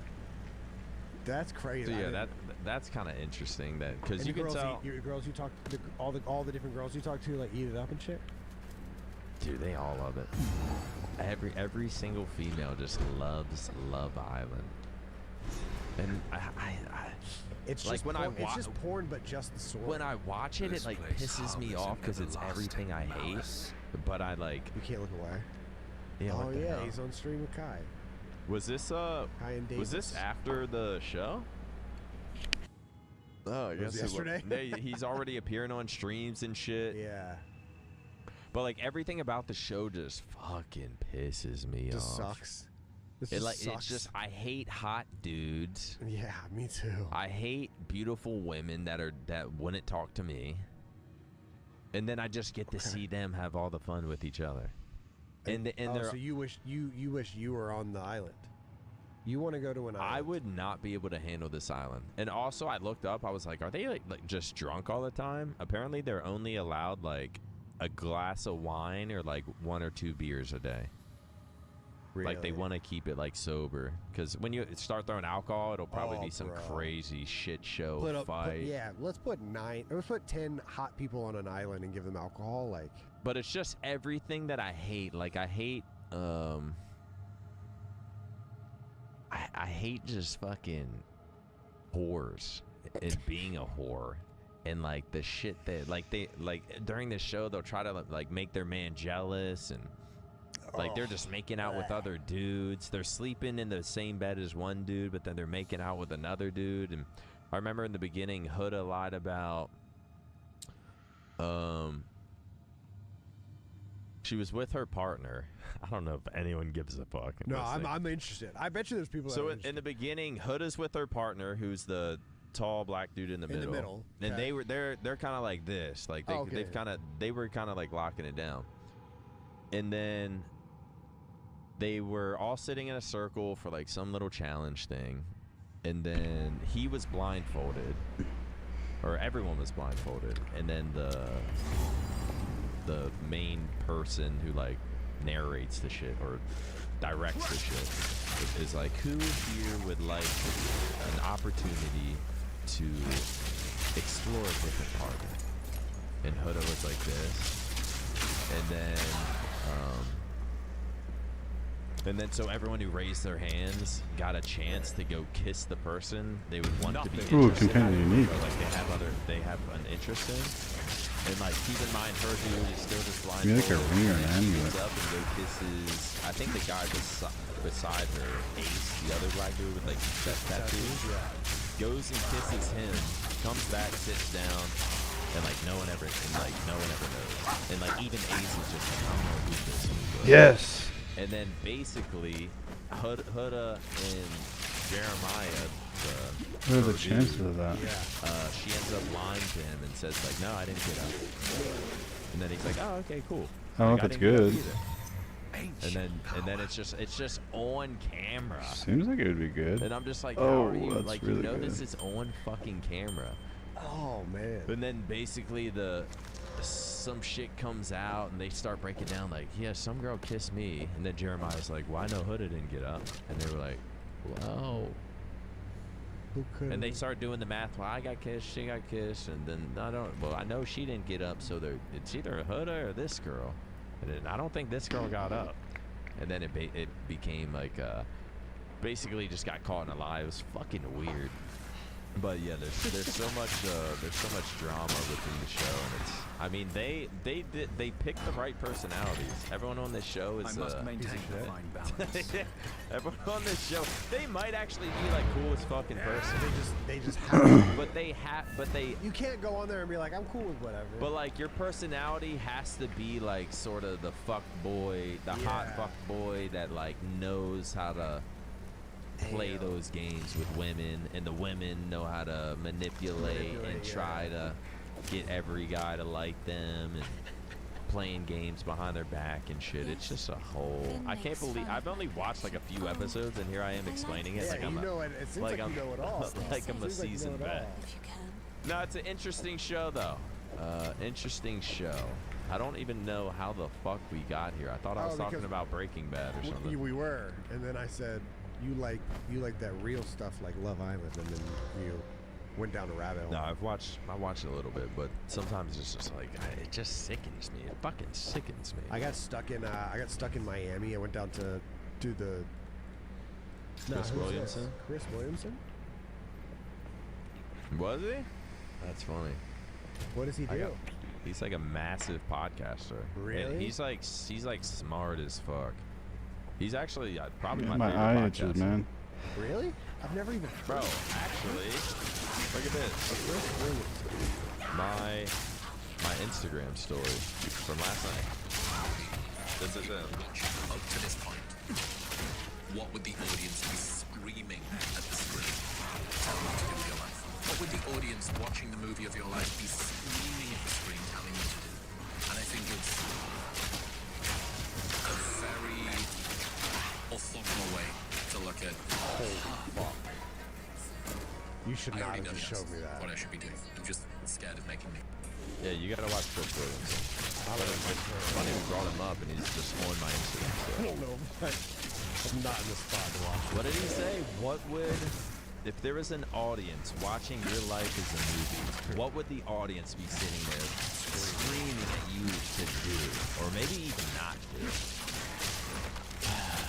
But no, he's got some shit. You gotta watch his podcast. He's really good. He does podcasts with like everyone.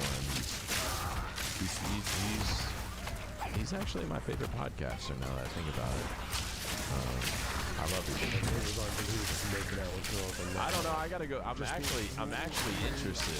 I'm interested. I want to see what he was doing. But like, he does have a past. Like, he was a club promoter for like 15, 12 years or something. So he was probably in those streets. And now he's just smart as fuck, grinding, doing multiple podcasts. When are we gonna get smart as fuck? Like, what year does it? Try to get jacked first. I don't know if I can get smart. The only hope is for me to get jacked. And God almighty, man, my summer has just been so... Yeah, you have to get the summer bod and then use it in the summer. I got down You to... were trying to get the summer bod in the summer. I could have it right now. Yeah. Like it's been about 3 weeks. I was 197.8. It's been about 3 weeks. If I would have kept doing what I was doing, dropped 2 pounds a week, I'd be almost 190 right now, looking fucking good. Instead, I'm like 205. Woke up yesterday, I was 208. It's just fuck, man. It's so easy to put on weight, like.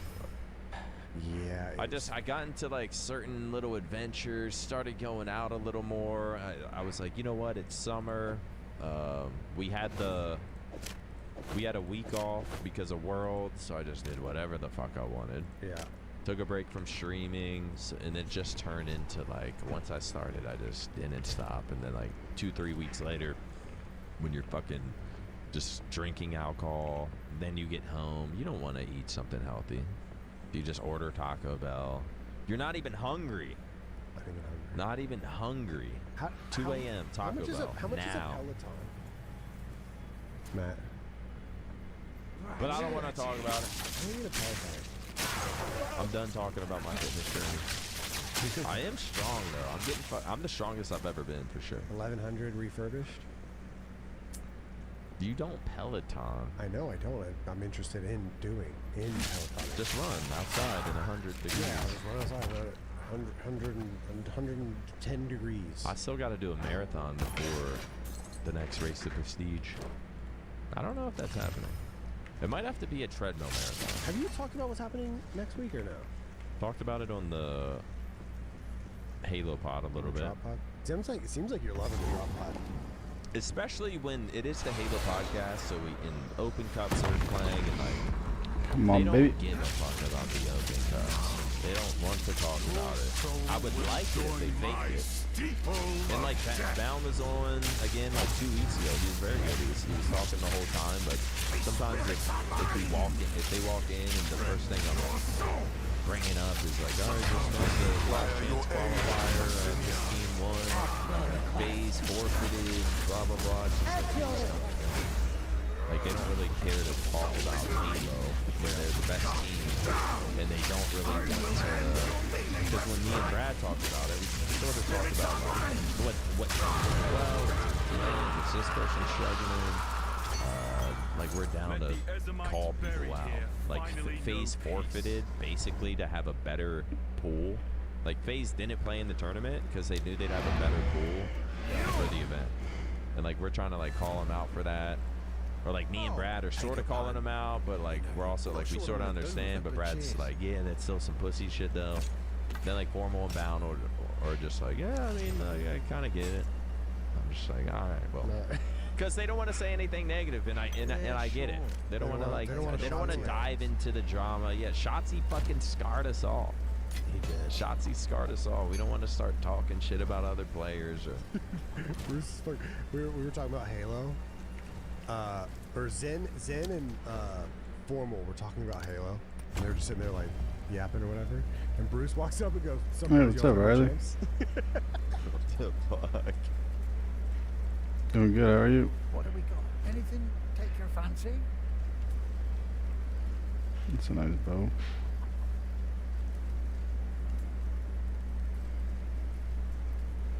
I don't think it's worth buying though.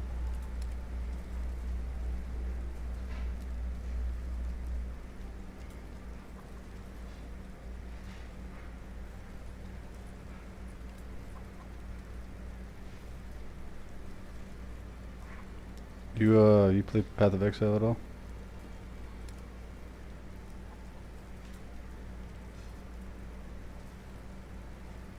It's real bad. Go well.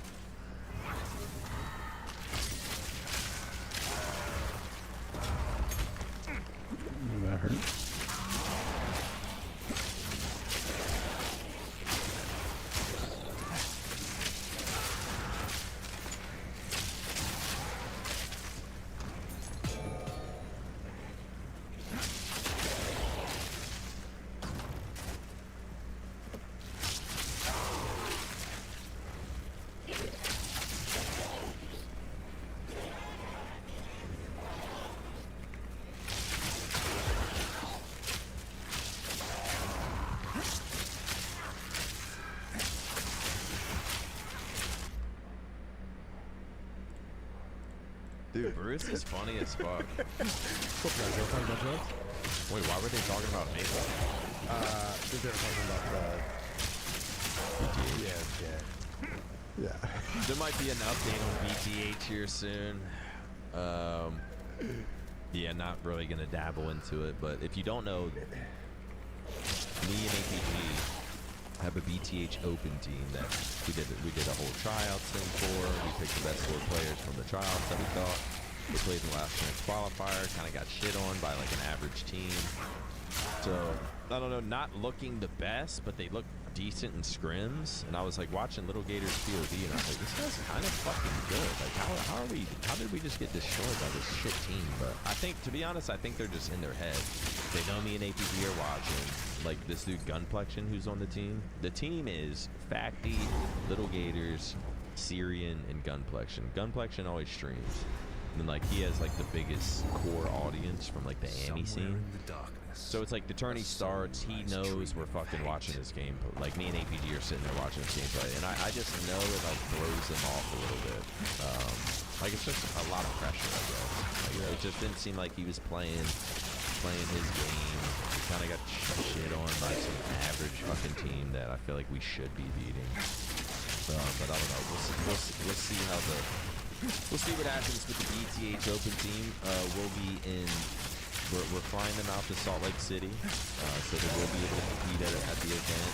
They got them an Airbnb and shit, trying to get them jerseys. So doing it for real, but I mean, we'll see. Hopefully they can make some sort of run. That's sort of been APG's Halo content the past months. He's kind of been on cloud 9, to be honest. Not the org. Not the org. The lifestyle. And not high. Well, APG's been on one lately. He's been loving his streams. He's been numbers are doing good. He had like 1,000 viewers. Formal text me, was like, is APG view botting? He had like 1.2k viewers just like watching the BTH team scrim. I was like, what the fuck is going on? I was like, did I choke not being involved? But right now, I don't know. I don't fucking know. How's your? I don't know what I want to do with my stream. What about you? I don't know what I want to do with my life. So, pretty different. What about your YouTube videos? Those are still fun. I'm gonna keep doing those. Because I think it's only a matter of time before one does well. Chucking it off. It's so freaking weird. Like, obviously, TSG has been we've been in a blender for like 3 years now. Oh, yeah. So, like, another thing we tried, we were like, all right, let's try this, like, CS. Because, like, we had the talk. Like, TSG had to talk, like, is this it? Like, what should we call it now?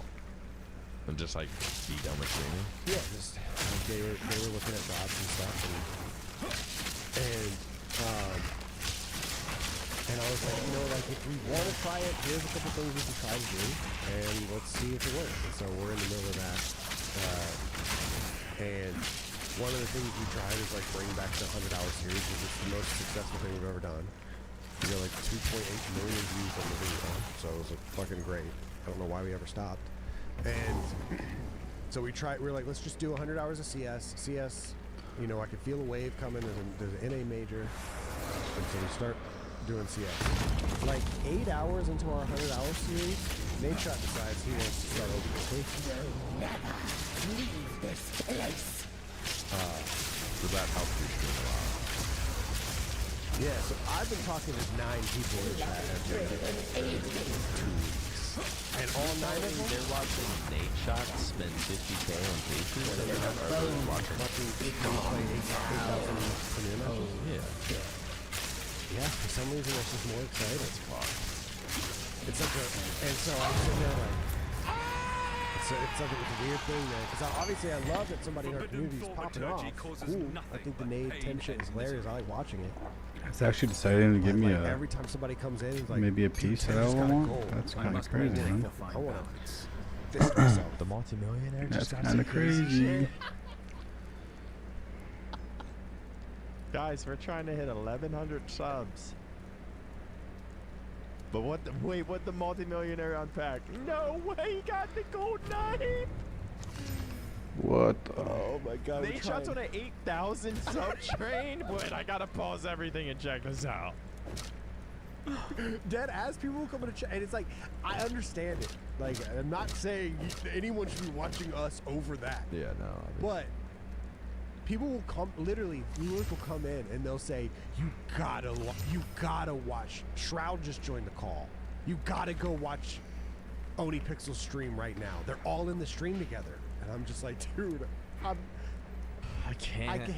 gotta try this. I gotta try this. Yeah. Cause like even, I don't know, watch party, Nate shot Tim watch party. Dude, what if we just did that? But that's a lot of voices. I guarantee you, us as TST watch partying, Tim and Nade spin cases, we would get 65% more viewers. It would be. It's such a difficult thing to do.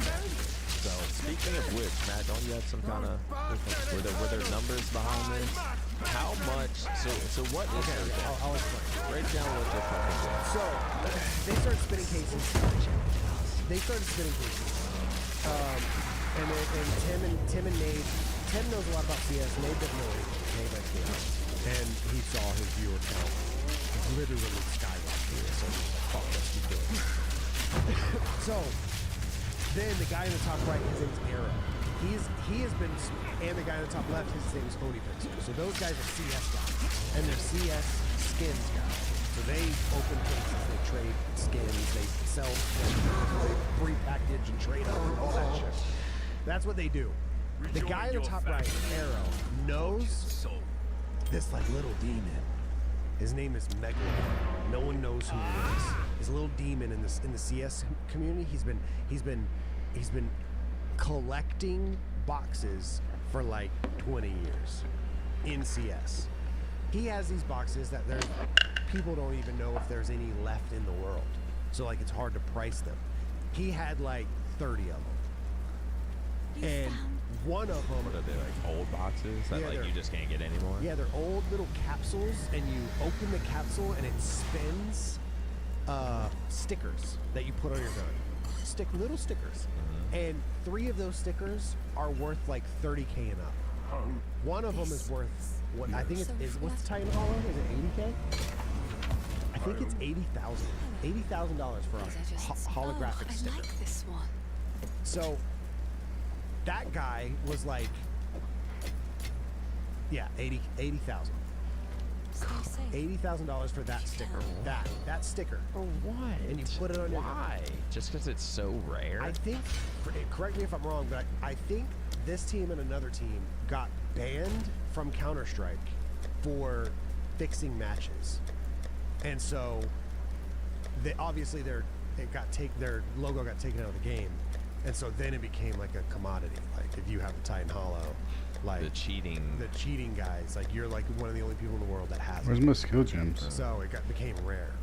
But the right capsule there. that you can even open this on is worth so $20,000 a capsule, and he had like 30 of them. What? And what do you mean by a capsule? Like so, it like just... It's like just like a case. It's a capsule is a case for stickers instead of guns.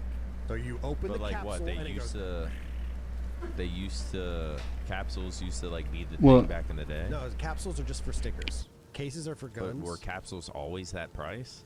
No. No. It's Like just they because used to just be some regular shit, right, but now you they're can't get them they anymore. They still are the regular shit because you can still put stickers on your gun. But just not old capsules. Yeah, the 2014 that specific tournament. Shit. That specific tournament capsule is worth $20,000, and he had so many of them.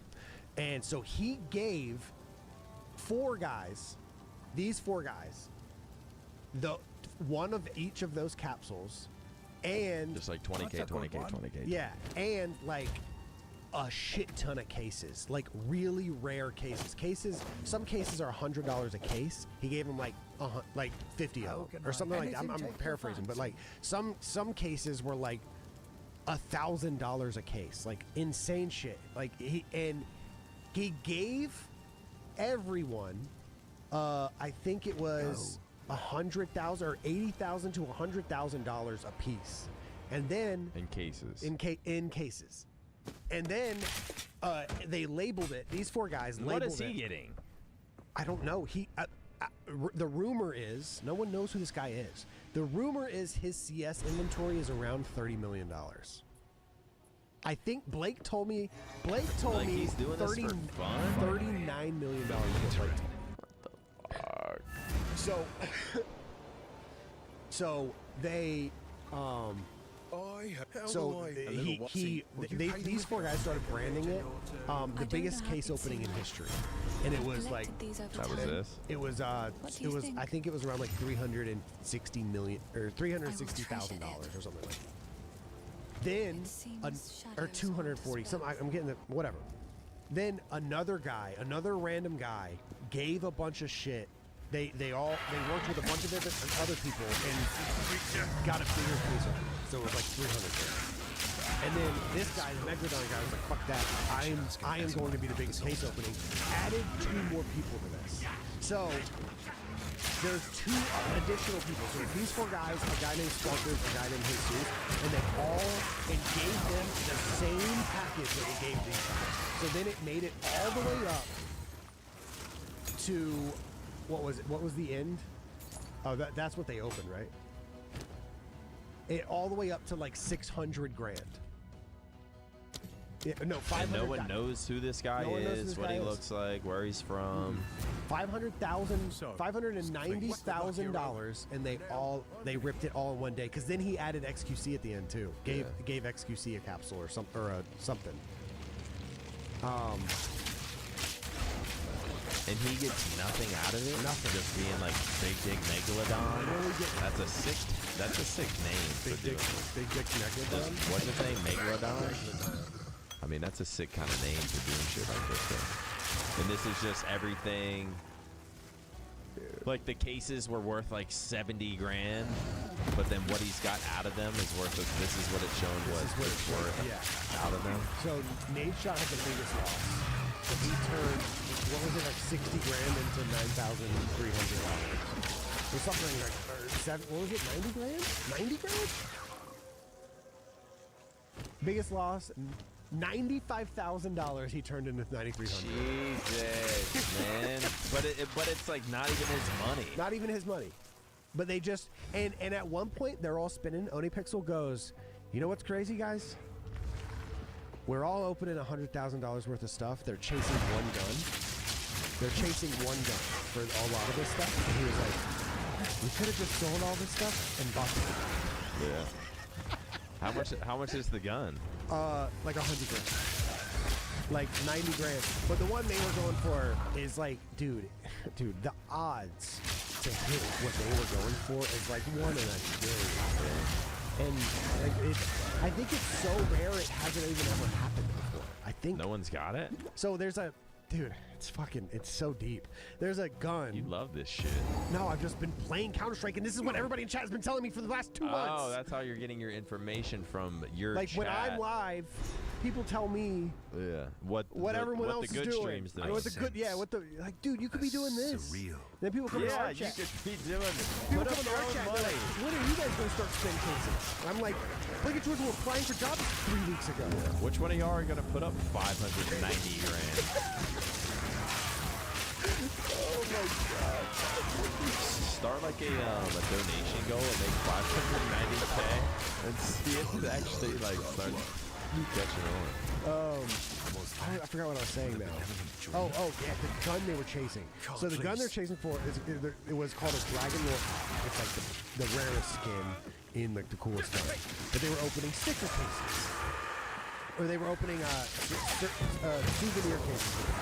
So what a souvenir case is, if there was a souvenir case in Halo, it would be a case, and it would be called the 2009 Halo National Championship case, and it would say, this case is signed by Nicholas Kirchner. And on the gun, somewhere, whatever gun you open, you spin it, you get a plasma pistol, and it says Maniac on it, has your autograph on the gun somewhere. So what they were going for is the rare gun, which is 1 in 2,000 chance, to get the rare gun with a good signature. So they wanted KS, he was an operator, like a sniper. They wanted a KS pack and they wanted to get the Dragon Lore off, and they wanted the Kenny S signature to be on the scope. And if all those things happened, it would have been a $1.5 million gun. But the odds are astronomical. So did anyone get anything good? Bro, when I tell you, you open one, so like there's rarities, and they go. There's a bunch of grays that go by. There's like a light blue that goes by, and then there's like purple, pink, red, purple, pink, and red. Those are the ones you want. One of the guys said at one point in his career he's opened 2,000 of these cases, and he's never seen a red one. Never even seen it go by. Red's the most rare? Red's the one, yeah. Not even land on it. What's that gold with the gold shit? Like when it's spinning like that, you want it to land on gold? That's a knife. Oh, okay. They weren't even going for knives. Oh, okay. They were just going for the red. For this. He's opened 2,000 and never seen Never a even red. seen it go by. Not even landed on it. Like, that's like going to a slot machine and never seeing a 7. Like the 7s, like, you need all 3 of them to hit. Yeah. You've never even seen 1 7 go by. It's all bars. Yeah. Like, that's fucking crazy. So a factory new non-souvenir Dragon Lore is 13 grand. Souvenir field tested is 42 grand. What does it mean? What's this mean? Battle scarred, well worn. That's how good it is. Like how clean it is. Like used in game. Yeah, like if you have a pistol in game, a factory new one will be like shiny and like really? and battle scarred will literally use a scratched skin. up. No. It's not. It doesn't do it as you use it. Like if you use if you open a factory new, it's always factory new. Right. But like you can get when you start using it. No. It doesn't go down. It doesn't go down when you use it. It's only when you open it. So you can open a well-worn. Yes. Okay. Yeah. Okay. So like if you spin, like if you open 100 cases and you finally get your knife could be the most beat up, scratched up, gross looking knife worth $100. And you just spent $2 grand. But like if it was brand new, it's worth like $5,000. Yeah, but if it's brand new and it's really good, like it could be worth up to like $18,000. It's insane. Like the souvenir op that they're going for, it right now, $487,000. And that's what they're going for. That was what they were going for. But no one even opened anything remotely close. So is anything up for sale? Did they put up any of their own money? I know Nate was putting up, I forget how much he said he spent. 50, 60, 80,000 or something. Yeah. And he would make a thing like his wife's mad at it. But I'm like, bro, he's sitting there with 40,000 viewers. I'm like, you just run some ads and you'll be just fine. Dude, the dynamic between him and Nate is like one of the best streaming ones I've ever seen. Like they're oh my god, we have to spend more money. Our wives are gonna be mad. It's like, I love it because I knew of those guys before when they were like little, like kids playing fucking like obviously Nate competing with Todd and Tim like in his early days. I want to see early Tim. Yeah, like small, the long hair and shit. I've never seen it. But like just to see like those guys get to a point where like they can be little kid streamers and like be entertaining and then go through their whole point in life, and now they're both fathers. What the fuck? That's just funny. But go through the whole cycle of life, and now they get to make like literal father jokes and like bring their wives in on their kids and like still entertain. Like that's fucking awesome. Oh, we just lost $10,000. I got nothing. Oh no. Well, I ran an ad and got it all back, but no, it's a dope. I think I clicked in and watched just like one time, but like I just don't really understand what the hell is going on. Yeah. Whenever I'm seeing them. Oh, when they're ripping cases in general, like, just dude, normal. They're just clicking shit, keys. Like, I don't know what's going on. Yeah, it was. That's a sad But the altar. clips I That see are sucks. pretty good. I'll see shit on Twitter. So this was the biggest CS case opening ever. It's not over. It'll never So be. what are they doing now? Bro, I don't know. Like, Just is putting Nate- in their is Nate own. live right now? Do they play? No, I haven't seen any of them play. It's crazy. I remember like not understanding how Castro streams because Castro is like the biggest FIFA streamer in the world. But every time I tuned in, he was just Go ahead and do he's Herald the Thunder. Just playing with Nick. Warzone with Nick. Thunderous demise. On. Every time I tuned into Castro's stream, he was just like opening packs in game of like the soccer players. I was like, and he had like 30K viewers or some shit. I'm like, what the fuck? I mean, that's the wave, bro. Playing's not even playing's just not the wave. Dude, it's not. And I just don't. But I don't know. Like, I'm so glad I got something going for me, and like hopefully it does well. If you don't know, in about 10 days, are we starting it July 23rd? 23rd. July 23rd. Me, Hitch, Atlas. We're starting renting an Airbnb. Gonna have. It's just you, by the way. Yeah, it's just me. I'm You're not helping. No, You're not playing. strictly producing. But I'm doing an Elden Ring marathon. I promised it last year from the Race to Prestige. It's damn near been a year, and we're finally getting it done. But yeah, I'm just excited to What have we got? have like a plan of knowing, like having a goal. When I turn the stream on, there's like, oh, like when I was playing Minecraft, yeah, and the stream doesn't come off. Yeah, it's gonna be a marathon, 24/7, cameras everywhere. Fucking backyard, kitchen, big room, Naked bitches, bikinis. Whoa. That's it kind of should huge. be good. Yeah. But I'm excited just to have like a goal when I start on the stream. Yeah. Like whenever I was playing Minecraft, it was so nice just being like, it felt like I would turn on the stream and everyone sort of knew where I was at. Where Like, we at? okay, today he died last night, so today we got to get his iron back, and then his diamonds, and then he died again. Now he has to start over. But it was fun just having like just goals and knowing what I'm turning the stream on to. And then Let me go check the gloves really what quick event in did we here. go to? I think there was some event, and then I came back and I was sick, so I just like took the week off. Like I was actually super sick, and like took the week off, and then like I think fizz damage is fine. tried signing on Minecraft again, but I sort of like, I think the only boss I didn't beat was it the Warden? I don't know. It was some fucking what spawns out of the ground in caves? Yeah, Warden. yeah. That was the only boss I hadn't beat. So like I got back, my views were low, and I was like, oh fuck, here we go. Maybe I can like rebuild it though. Like I've been gone for a little bit. Then like, but within a day or two, I beat the Warden. And I'm like, no, what is there to do? Yeah. They're like, start building. And then I like try to act like I'm into it. Like I build some shitty houses. It's kind of funny. Do that for like a few days. Yeah. Viewership's just going down and down, and I'm like, fuck. That's This the worst is part. this is the end of my reign of fucking. The worst part about Minecraft is Minecraft. when you get that first thought that it's like, damn. And you're like, oh, it's over. I even tried downloading Better Minecraft, the mod. Oh, yeah. And I started playing that, and I was just trying to like, guys, new worlds, new everything. This is gonna be sick. But then we start playing, he's just going down. No one really gives a shit. I don't know what's going on. People were telling me to play hardcore. Then it was just like, I was like, fuck. Hardcore's the only way I can play. And then I think we had some Halo stuff, the BTH tryouts, watch party.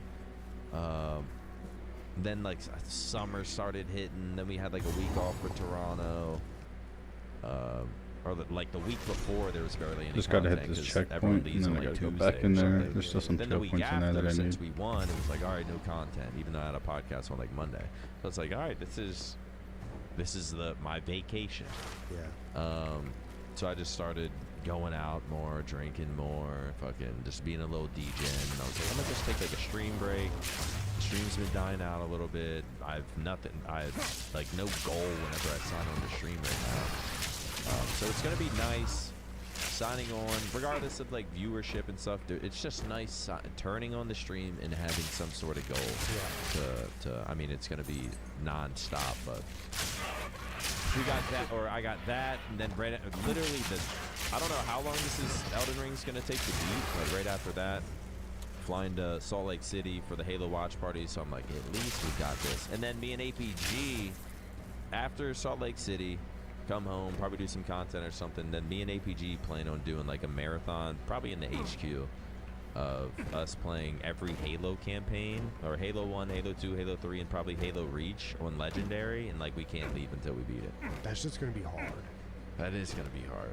But like, that might take longer than Elden There Ring. you go. Legend. Crowbell. See, I feel like we can beat a game a day. At least. Oh, Legendary is gonna be hard as fuck. But Legendary co-op is easier because you can respawn your boy. But like, I'm just thinking of this as like, all right, Elden Ring will be like 7 days. That's what's Salt going Lake on City will be hardcore like, run. you know, we're traveling and stuff. That'll be another 5 days. We come home, probably recap the event, have some streams, just bullshitting. Then after that, we can do this marathon, and it gives me like 2-3 weeks of like content ideas. And I'm like, fucking, this is what I want. This is what I need. But when it comes to like I should stream today, but I'm gonna turn on the PC and I have no fucking idea. What am I gonna watch? YouTube videos? Like, I hate it when it gets to this point in the streams, but I kind of bit myself in the ass taking a week off after being sick, like after the event. I had so much momentum, and it just, if you don't keep up with it, it just dies. But I'm excited for the next few weeks. Yeah, no, I'm excited. Transparently, guys, for people that fucking care. I'm trying to get my foot into like production a little bit, dip my toes in, because I started an online events company last year. And it's doing well. We've got like a few things going, but my only experience in anything really is tournaments, like whether it's LAN tournaments or online tournaments. But I also want to be able to provide like creator events. So I needed to produce one in order to, have the proof of concept. And I was like, well, I know Nick's never going to do the Elden Ring thing by himself. I would have did it, just... So maybe. So if people are like, why the fuck did Hitch go so hard? Or I don't want to put the standards up there.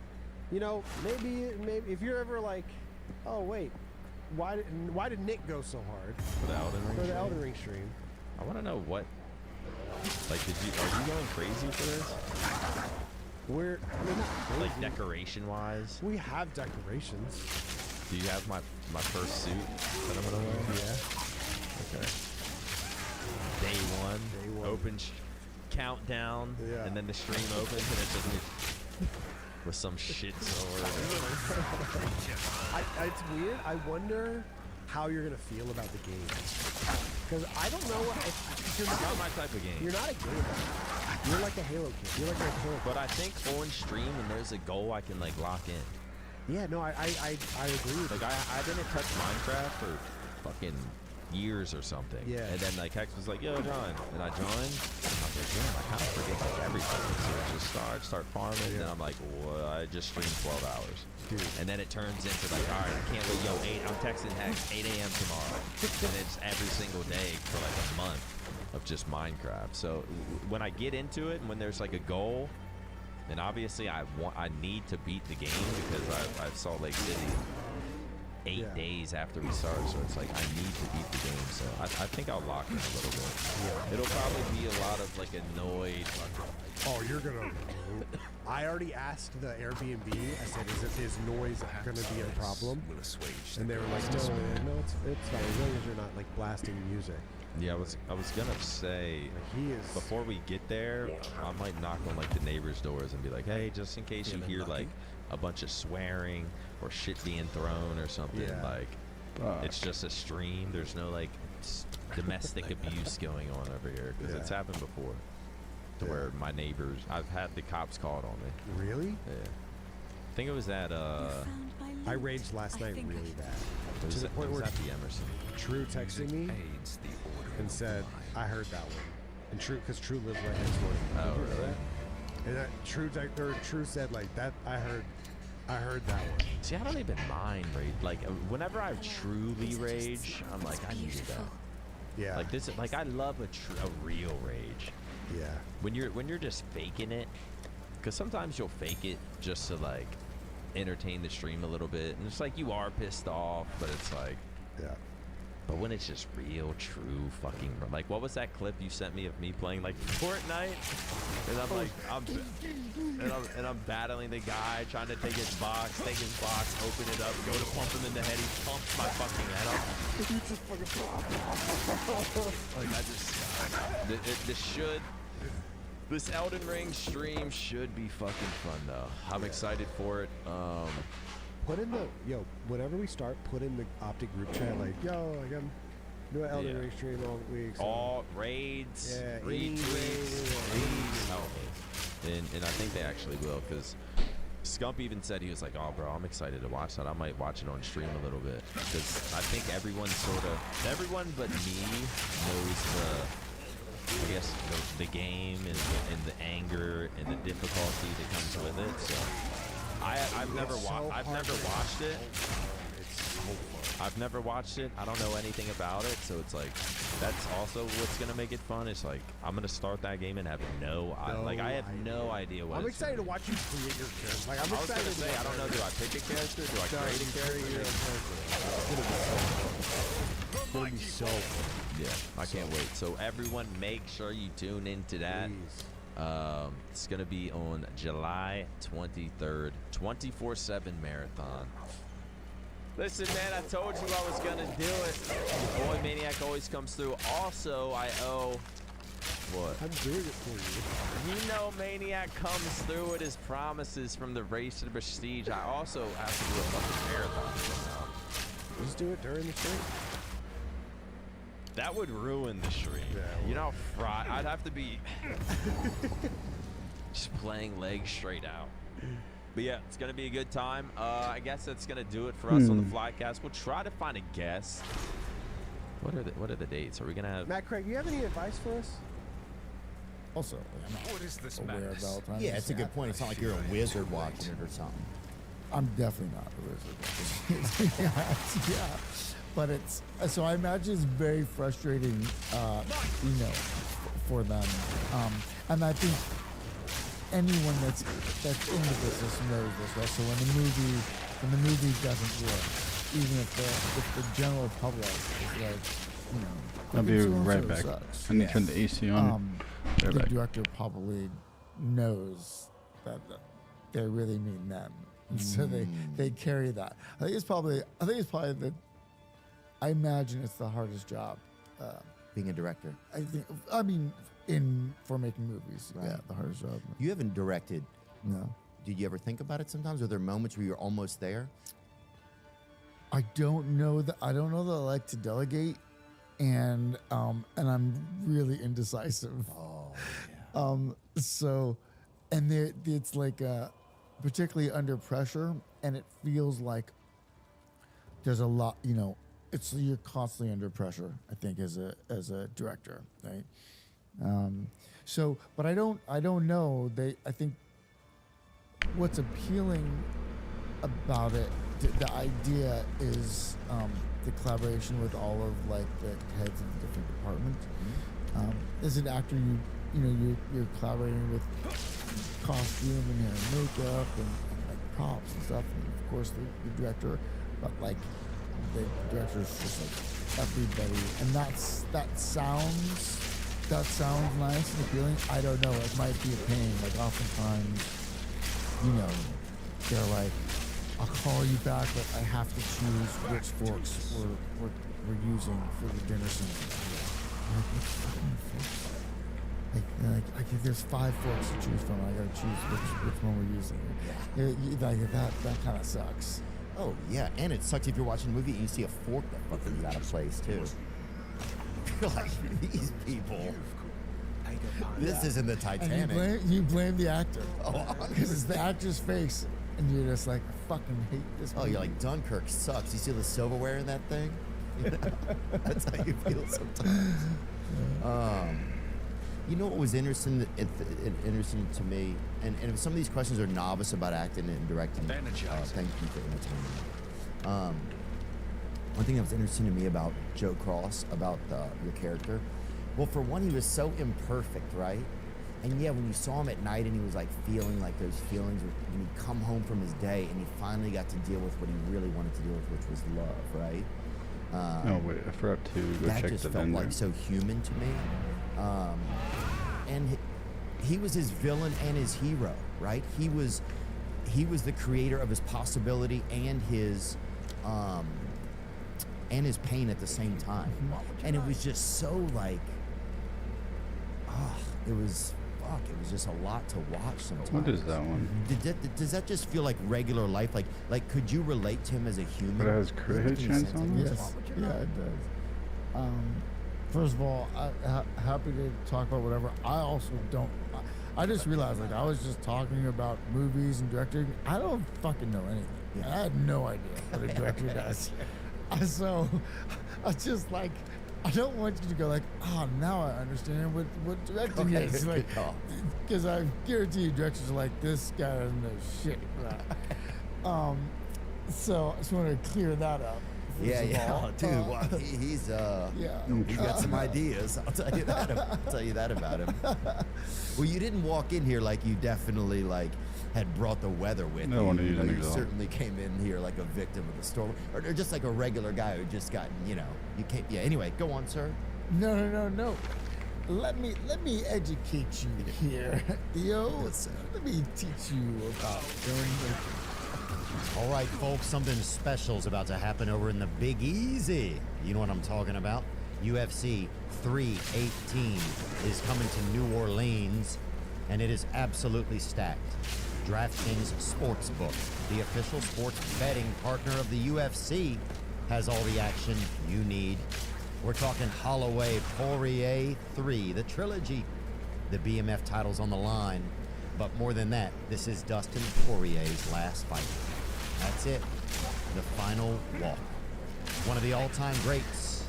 Will you be taking Holloway's volume or Poirier's power? Diamond time. If you've never bet UFC with DraftKings, don't worry. Just pick something simple like a fighter to win and make your pick. That's it. Straightforward and easy. And check this out. New customers who bet just $5 get $150 in bonus bets instantly. That's a huge boost to get started. Do not miss Poirier's final fight. You bet that I won't. Download the DraftKings Sportsbook app right now and use code THEO. That's code THEO for new customers to get $150 in bonus bets instantly when you bet just $5. Only on DraftKings. The crown is yours. This show is sponsored by Liquid IV. Yep. Man, one of my favorite summer memories, I think, I was boating with a buddy. I don't know if we were boating or if we floated away on something. Me and my buddy got stuck out in the sun. And gosh, when we got back to shore, dude, I drank everything. I was drinking out of dang hoses, faucets. I would drink out of somebody's mouth if they left it open for 30 seconds because I wanted to stay hydrated. But things are different now. That's right. These days, no matter how hot my summer or a moment of my summer gets, I can stay hydrated with Liquid IV. They've got so many great flavors over there, even sugar-free ones. Those are the ones that I use. The sugar-free options include white peach, lemon lime, rainbow sherbet, and more. Just one stick and 16 ounces of water hydrates better than water alone. Squeeze the most out of your summer with Liquid IV. Tear, pour, live more. Go to liquidiv.com and get 20% off your first order with code THEO at checkout. That's 20% off your first order with code THEO at liquidiv.com. I'm sorry, I don't remember what. Yeah, I just felt like he was the cause of his own possibility and his own pain constantly. And it made me think so much about life, but it was so real to see him that way. Could you relate to that in your own life? Like, yeah, of course. Yeah, just normal, huh? Yeah, I mean, yeah, I think all the characters in this, I thought when I read the script, I was like, oh, I recognize myself in all of these characters actually. And sometimes it's like, it's an embarrassing admission. And then You know, there's just there's definitely, things, dude. and particularly that time, and I think in some ways, yeah, maybe we're always maybe we're always responsible for how we respond to what happens in the world, right? So we're not like so much of like just what happens in life you don't have any control over, but how we respond to that we have control over. And I know I constantly fail in my response, or at least don't respond in the best way in the moment, right? That respond like emotionally, and so I definitely identified with that, and that's Joe. I mean, he kind of like just keeps making mistakes, and he's so like he's so desperate to like have some control, like just like he just like, you know that feeling when you're like, I need things to just stop for a fucking second so I can breathe, and then like your desire to like make things stop, just make things ramp up more and more, and then you just like trip and fall down the stairs. Damn, it's just like that feels it's bad. like that. Yeah, that escalation. Oh, I kept imagining the whole time, I'm like, oh my god, this guy is fucking just like, has put too much cheese on his burger, dude. This guy is just, and then I kept imagining the whole time he has to take a pee and he can't even get to that. He's just dealing with like activists and people throwing things through wind. And then he gets home and he sleeps in his glasses. Like he literally gets up and just has to like bounce, and he's like, suddenly it's all in focus again. And his brain has barely had time to rest. And I'm like, God, somebody fucking just put a sniper, shoot a Xanax into this dude or something. Somebody fucking give him a damn Percocet suppository or something. This guy needs some relief, you know? Yeah. And then it also was like, God, especially during that time, like a lot of mania came along with a lot of those different like things that were happening in the world, right? And there's still a lot of mania remnants from that. And I was like, God, everybody needed to leave, you know? It feels like that as a society, so we need some relief sometimes. But we have everything we need, it feels like, so it's kind of a weird juxtaposition. Yeah, what is the plan? I don't know. It just feels like we're just doing the opposite of a hug right now. That's right. That's right. And did you feel when you watch that movie like you got to the, like you're like, this will be a reminder, this will like help influence people in a better way, this could be like a seed of like where we've been and where we can grow from, or did you... I don't know. I mean, I don't know. I don't know. Like, movies are surprising, those things that connect with people and actually influence culture. And sometimes they don't. Just not. Yeah, I don't really know what it is. That's crazy but to ask. No. I think it's a fair question. I think in some ways, I think all I can do is think about like myself versus like the effect that it has on me. And in some ways there was like, I felt like I had permission to laugh at myself, like a way to like kind of evaluate some of that like mania, as you say. It's like we were like fucking crazy. Like the summer of 2020 was crazy, and people were. I love that you said it's the opposite of a hug, and it really was. Like everyone was so kind of fractured and fragmented, and just all isolated in our own worlds, like quite literally physically isolated. And then everyone was just so online and kind of fed their own an algorithm fucking thing, yes, that just further kind of propelled them into their own lanes. It's like even people in the same houses in their own place, and there was just like this. I just remember everything felt so aggressive. Like even there were like signs that were supposed to be like we trust science and we love all people, but somehow like, even that felt like confrontational, right? Like it was like there's it felt like no matter what anyone said, everyone was like this is my position, and my position is fucking right, and you can go fuck yourself. Like, you know, it's just like people went fucking nuts. Well, we did. Yeah, all of us. Right? No, it doesn't seem like you're calling anybody out. It feels like we're all inclusive. I agree. Yeah. It's amazing what a time. It was like the most recent time capsule that was the most insane. Like usually they're like, we found a can of ham from 1930, you know, and we're gonna invite everybody over, and the girls will sing, and then we'll open it, you know. But this was like, Jesus Christ, we just found the most insane time capsule, and the mud is still wet. Yes.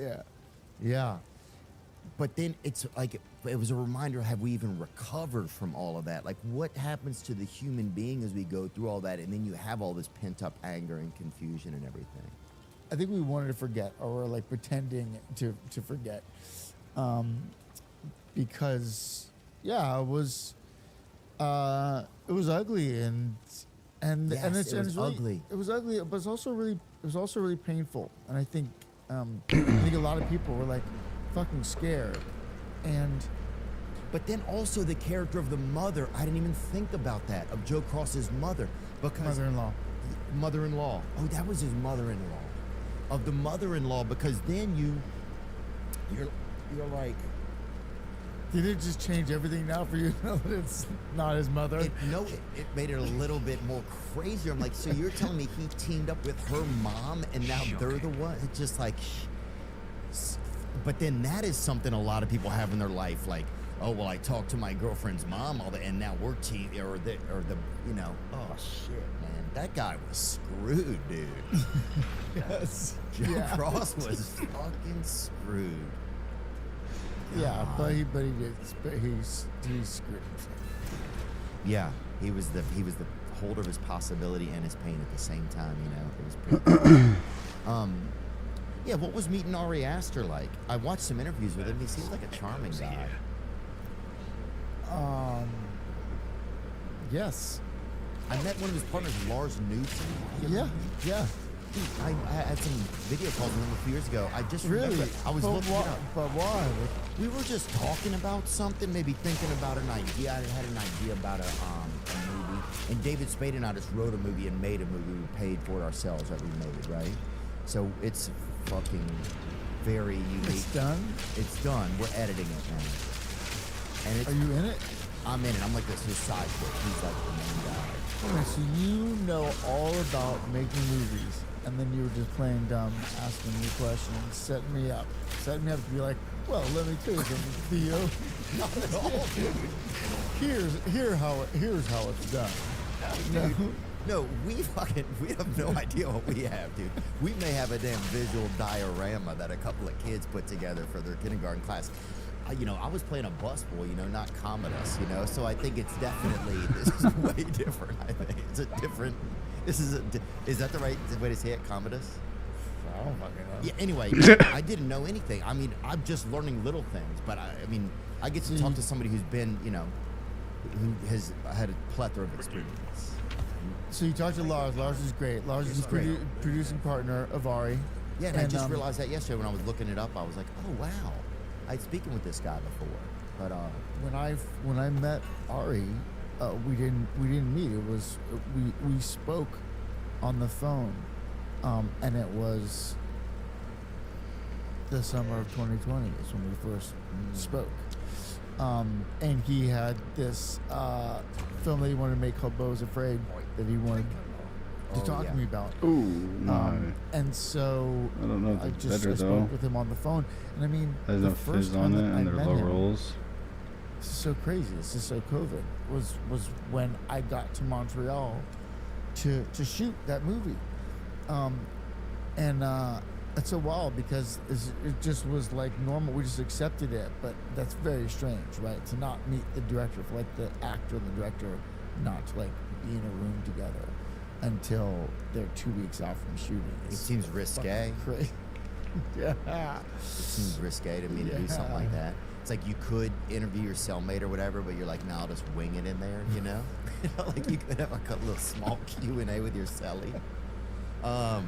Yeah. So was there something that inspired you or led you to think? Because I think what's interesting also in the career of an actor is you start to realize, well, I only have so many times that I get to do this, and times that I can afford to be away from family and friends and to take on such energy in my life. And so I'm sure it starts to become a little bit more poignant, like the choices that you do make. So was there something about him or his processes that made you think this is the right choice? Or how do you land on a choice like that? Yeah, you never know if it's the right choice or whatever. You're just going, I mean, honestly, I just liked it. We started talking, and the way that he talked about the film and the way that he talked about the character, I knew that it was personal, and I could tell that it meant so much to him, that he loved making movies, and it meant so much to him, and that he, like, I think I just got a sense that he was tireless, and like, you know, the director, like, really has to be obsessed, because they have to do so much. Which for am I fucking choosing right? And you want them to actually care about that shit, or else you're going to be watching the thing, Dunkirk, and you're pissed off. We have plastic silverware, right, in fucking 1812. And I'm sure that wasn't the right year for Dunkirk either, so we're all bad. No, that sounds good.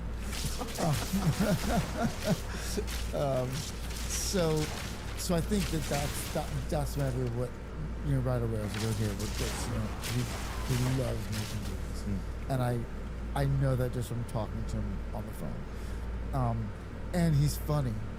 Yeah, I mean, I think that's the biggest thing. Sometimes you're just like, do I want to hang out with this guy?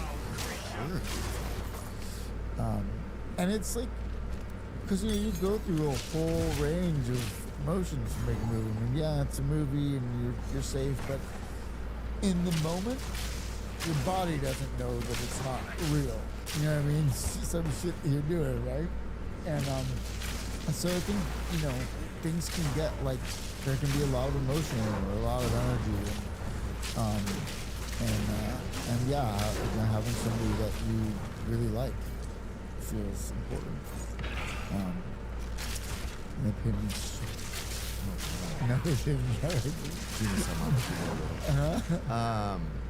Dude, side quest really quick. So my friend Josh used to live like, I think somewhere like in kind of like over by East LA, and I've known who you were like a decent amount of my life because most of the world knows your name.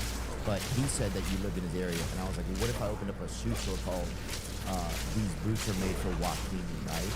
I was like, just to get to meet you. That would be the goal. The only goal of the whole store was to get to meet you. And anyway, that was just like something funny that we thought of. Right? But if you saw that store, say if you'd driven by a couple times, like, do you think you ever would have stopped in there? Absolutely. Yeah, and I would have just like cleaned the place out. For sure. Where was this? You just come in with a pistol. You're like, they're all mine. Oh, that's not what I meant by clean the place out. I was going to do it legally. Oh, support the business? Yeah. Thank you, dude. Yeah. Does clean the place out mean like I'm here to fuck shit up? I think yeah. I think that term's changed over time. Oh, I didn't mean it that way. I apologize. See, these are the mistakes you can make. But thanks for saying you would have stopped by, dude. That's nice. Yeah. No, it's great. How could I not? It's a great store. Maybe you should still put it together. I'll tell you this. One day, if I make enough money and I can open up a small place that I could afford to do on the side, as a thank you to you for coming on the podcast and talking with me, I'll open up a small one. And I'll surprise you. I feel like something like that would be pretty special. When it comes to acting, has your approach to acting changed over the years? Like, as you notice your own evolution with it? And if you get tired of talking about acting, we can talk about something.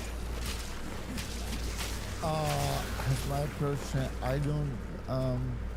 Maybe and maybe not. I don't know.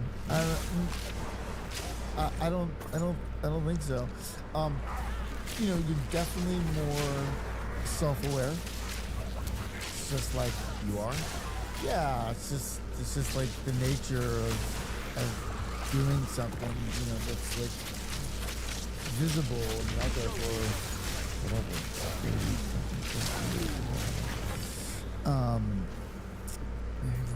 42. But are you wow, that's a long time. But self-aware in the sense where you're like, you know, all your like, do you start to know all the palette you have as an actor, or does that continue to evolve, or does some of it get lessened because you're getting older and you can't, you know what I'm saying, you couldn't do the same thing maybe you could as a 27-year-old actor or 21 or 18-year-old. Like, does that palette grow or does it dissipate? I don't know, maybe both things, and maybe sometimes maybe it just gets refined, maybe just, you know, it's similar. It's like a richer color or less rich. I don't know what, you know, I don't know what it is. Maybe that's what happens. Hopefully you have I thought the Waxman was over a director here that somewhere. also is familiar with your work and can like challenge you if you're not challenging yourself. But I think like, you know, it's like, I don't know, but I imagine, you know, it's like when you're, you know, it's like 20-year-old basketball players come down, and, you know, he's just fucking just going for it, trying to make a name, right? Just doing the thing, and at some point, he becomes known. You know, he's suddenly like one of the guys on the team. It's a different kind of pressure of like taking that shot, right? Because it's like when you're young, it's like, oh, it's scary because it's like, oh, if I fucking miss, maybe I don't get another opportunity. But then when you're older and established, it's like, if I miss, there's gonna be a lot of press about this. And people are gonna be like, you got paid way too much money to fucking miss that shot. Yeah, that dude should not be missing at this point. Like, get the fuck out. Like, he wasn't even wearing sneakers. Like, what kind of guy do we have here? So this is, you know what I mean? So I think like that's what I mean by like being self-aware. Like at some point, you feel pressure in a different way. Like I think it's always, no matter what, it's always, like you always feel the pressure. But yeah, I think when you're 20 years old, it's just different, and you know, nobody's really looking at you. You know, you don't feel pressure when you walk on set. Right, so that kind of goes away, but there's this different pressure of like it's really these overalls are hanging off my shoulders. Yeah, I don't understand that. Yeah, I don't either. So, to be honest with you, I was trying to be like weight of the world on the shoulders. I was thinking of something that goes on shoulders, and then overalls came out, and I'm like, fuck, dude. No, it was good. You should stick with it. It doesn't sound good. No, I just felt stupid. I was like, oh, it's like, oh, this is a really cool saying. I don't know it. Are there moments when you're acting where there's little moments whenever I do stand-up where I feel like people that like relatives or something? There'll be a moment where I feel like my brother, my sister. Like there's sometimes where I turn a certain way and it almost feels like my mom. Do you ever feel like you channel like certain parts of you, like people come out of you in certain moments? I think I notice it more as I get older too. Does that make sense to you? Sure. Like you ever turn towards your kids and say something, and you're like, oh yeah, that was just my dad. Like that wasn't even me doing that. Yeah, I mean, I definitely in my life have a lot of my dad in me. Really? Were you surprised that you got so much of it? I was, and I think I was like the last to know. But it was like, yeah, like that, and then like at some point I was like, they're saying like, dad, like those are not good qualities. And so, like sleeping in his car, dad, like dad, yeah. Right. And so I then became aware of it, but no, I think my dad actually, I was aware from fairly young that I think he was probably the greatest man, bro. influence, or I was influenced by his life and my Candle work. box is probably right here, and I ran right past him. I think I modeled so many characters. And there's no checkpoints in here. This is AIDS. He's Talk about a dead. terrible He's been dead for a while, fucking so I map. can talk shit about him. So he can't disagree with you. Yeah, I was like, what are you gonna say? And if he is gonna do, I just went because I was like, don't say your dad died. It's fucked up. And that's even worse. So no, we weren't sure if he died until you said it. I'll be honest with you. Don't look it up because he might not be dead. We don't. I hear the clicking, clacking over there. You channel him right now and just turn into him. That would be crazy. Yeah. Wow, that's kind of interesting. Yeah, I think, you know what, sometimes I think I'm like, I never thought I would be. And I was always even like rebellious in this one. Sometimes I look in here and like, you gotta be fucking kidding me, you know? Yeah. But then at the same time, it's like, that was probably, in my life, that was a connection that I wanted the most anyway. So it's interesting that that's what God gave me, or that's how it, you know, that like, oh, it's like, this is kind of what I always wanted the most. And it's oddly, that's part of the most of what I am, you know? Yeah. Just interesting how sometimes things like that work out. Was your dad a funny guy? Very funny. I mean, he was a ham. Like he was. Yeah, like he loved doing skits for us kids. And, Really? And joke. Yeah. That's cool of him. And like joking around. Yeah. He's very. He was. And what would he do? Like death of a salesman, or death of, I don't know what he did for a job. Death of like a. Yeah, they can't find candle wax, dude. That's insane. No, he would just have fun moments. It's actually super frustrating. His favorites, which always made us laugh, was when we took a fly skit, where he just was literally. How can I clear out damn near all of the manor and not find him? On a bench, and a fly starts buzzing around, and he like waves it away. Then he tries Must have been so perfectly missed. And he like rolls it up, and hits it. He finally goes in his bag and he takes out some bug spray, and he goes to spray it just as it lands on his nose, and he sprays himself in the face, and then like this, gets all fucked up from the bug spray and falls over. And like when you're like 6 years old, that's the most genius thing you've ever seen, especially because we didn't have like TV and shit. So that was like high level entertainment. Oh yeah, your dad was the damn History Channel when you were a kid back in the day. You know what I'm saying? Or they were. That's so funny to think about. I never thought of my parents for like the channels that we had. Like, because we had some channels, but it wasn't like that. You know, it wasn't like you had every moment was access. So really, people were looked at as a lot more entertainment. Like, let me go poke this bear and see what I can get him to do a little bit. You know? Oh, that's cool, dude. My dad. Oh, it was so funny, dude. My dad was very old when I was born. He was born in 1910 or whatever. And so he was like, everything was very like, you know, and my brother and I would go to, the World's Fair was in New Orleans when I was growing up. And he ran I don't know if he ran, but somehow they let him have the keys to go in there in the morning. And it was like a souvenir shop for the World's Fair, or postcards, stuff like that in the French Quarter. And he'd always pay this guy who was a clown, right? He'd be like, go get the kids a couple of francs, you know, hot dogs. So I just remember like one of my early memories is just being with my brother and this clown that my dad had given a couple shekels to, running us down the street to get us a couple of fucking hot dogs. And I was like, oh, it's gonna be all fucking interesting, you know? So how old were you when he moved on? When he moved on, I was 16. It was weird because I was like embarrassed of my dad because he was older, so I didn't want to introduce him to people. I always had like this weird relationship.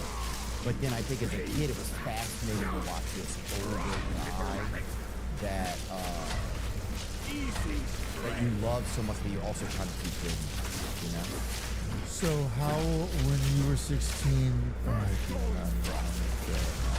No worries. I'm trying to figure out if that's how my son is going to think of me. Oh, damn, dude. I was 45 when he was you'll born. still be fine. Huh? I think you're going to be okay. It's going to be, do not get a cane early, though. If you get a cane early, you'll know. If you get, I thought about this. I was just thinking like yesterday because I got to knock somebody up in the next 2 years because I need a family. But if you get a cane early, he's going to know. So I was basically when I had my first son, I was your age, and it is something that I think about constantly. Yeah. Like, and I just want to be able to be a fun dad and not this. So, did your dad die suddenly? Fast? Yeah, it's okay, man. Yeah, he got cancer. I didn't even know about cancer that much. He died. What was that? It was pretty sad. Just suddenly died. Like, yeah, it was just kind of sad.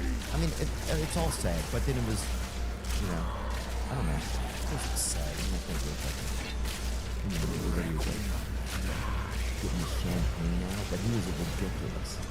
But my dad couldn't see. He would drive and he'd take us somewhere, but he couldn't see the lights or anything. So he'd be like, what did he tell? Is it red or green? Sometimes he'd get it wrong and I could just drive out of it. It was all backwards.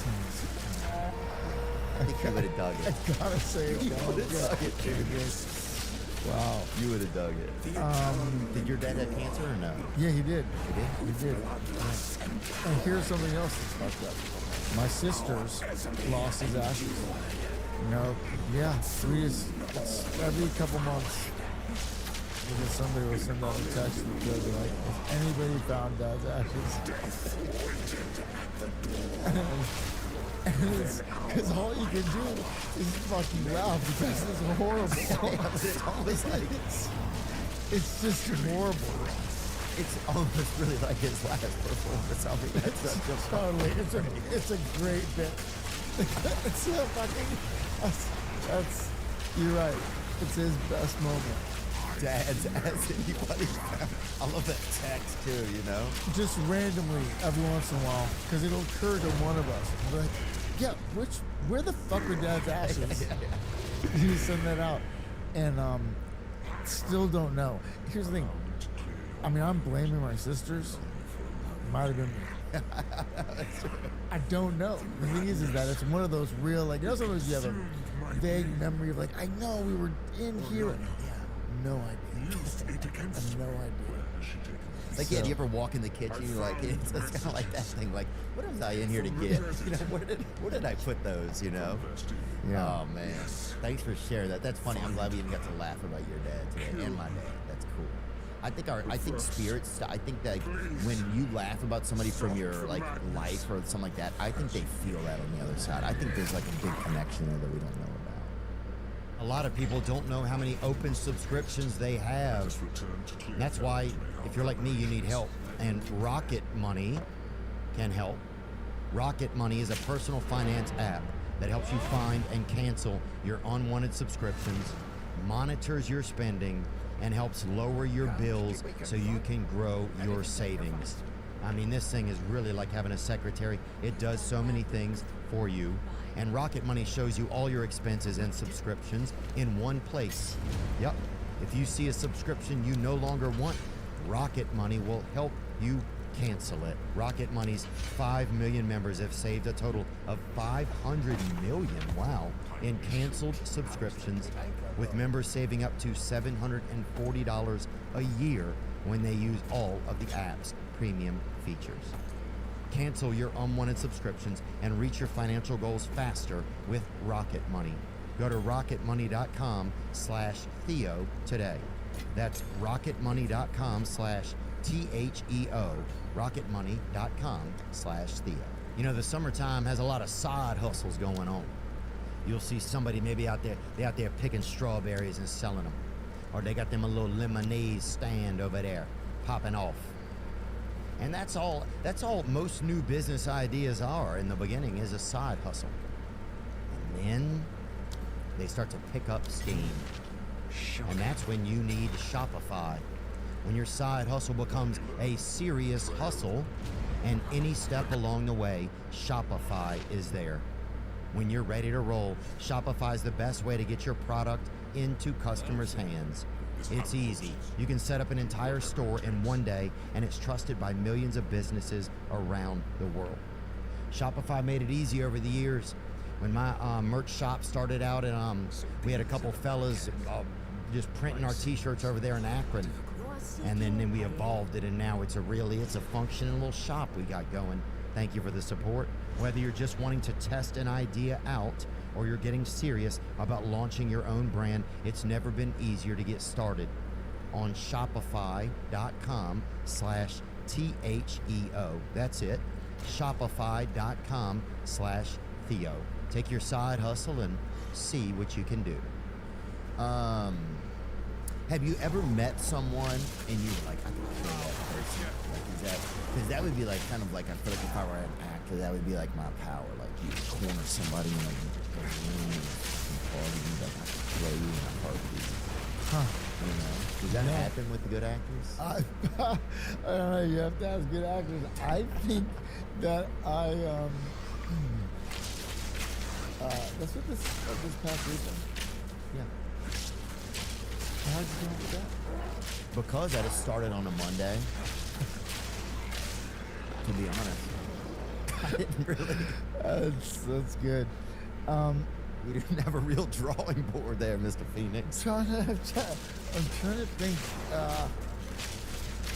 I don't know that there's ever been anyone where I was like, oh, I have to play that. I've been inspired by like like I've stolen shit from like friends, people that I've met, but I've never. I don't think that I've ever like. I'm going to play. Right. Exactly. Oh, well, yeah, you get to choose. You're the one who can do it. Yeah.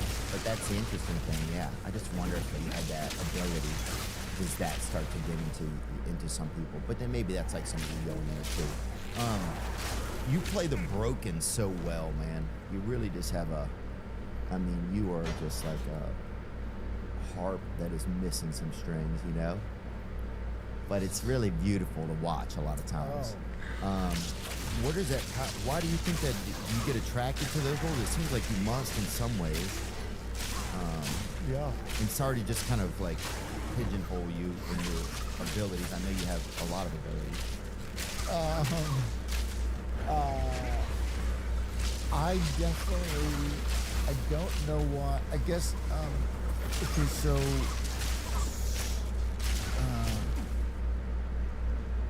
My dad was he was a complicated dude, and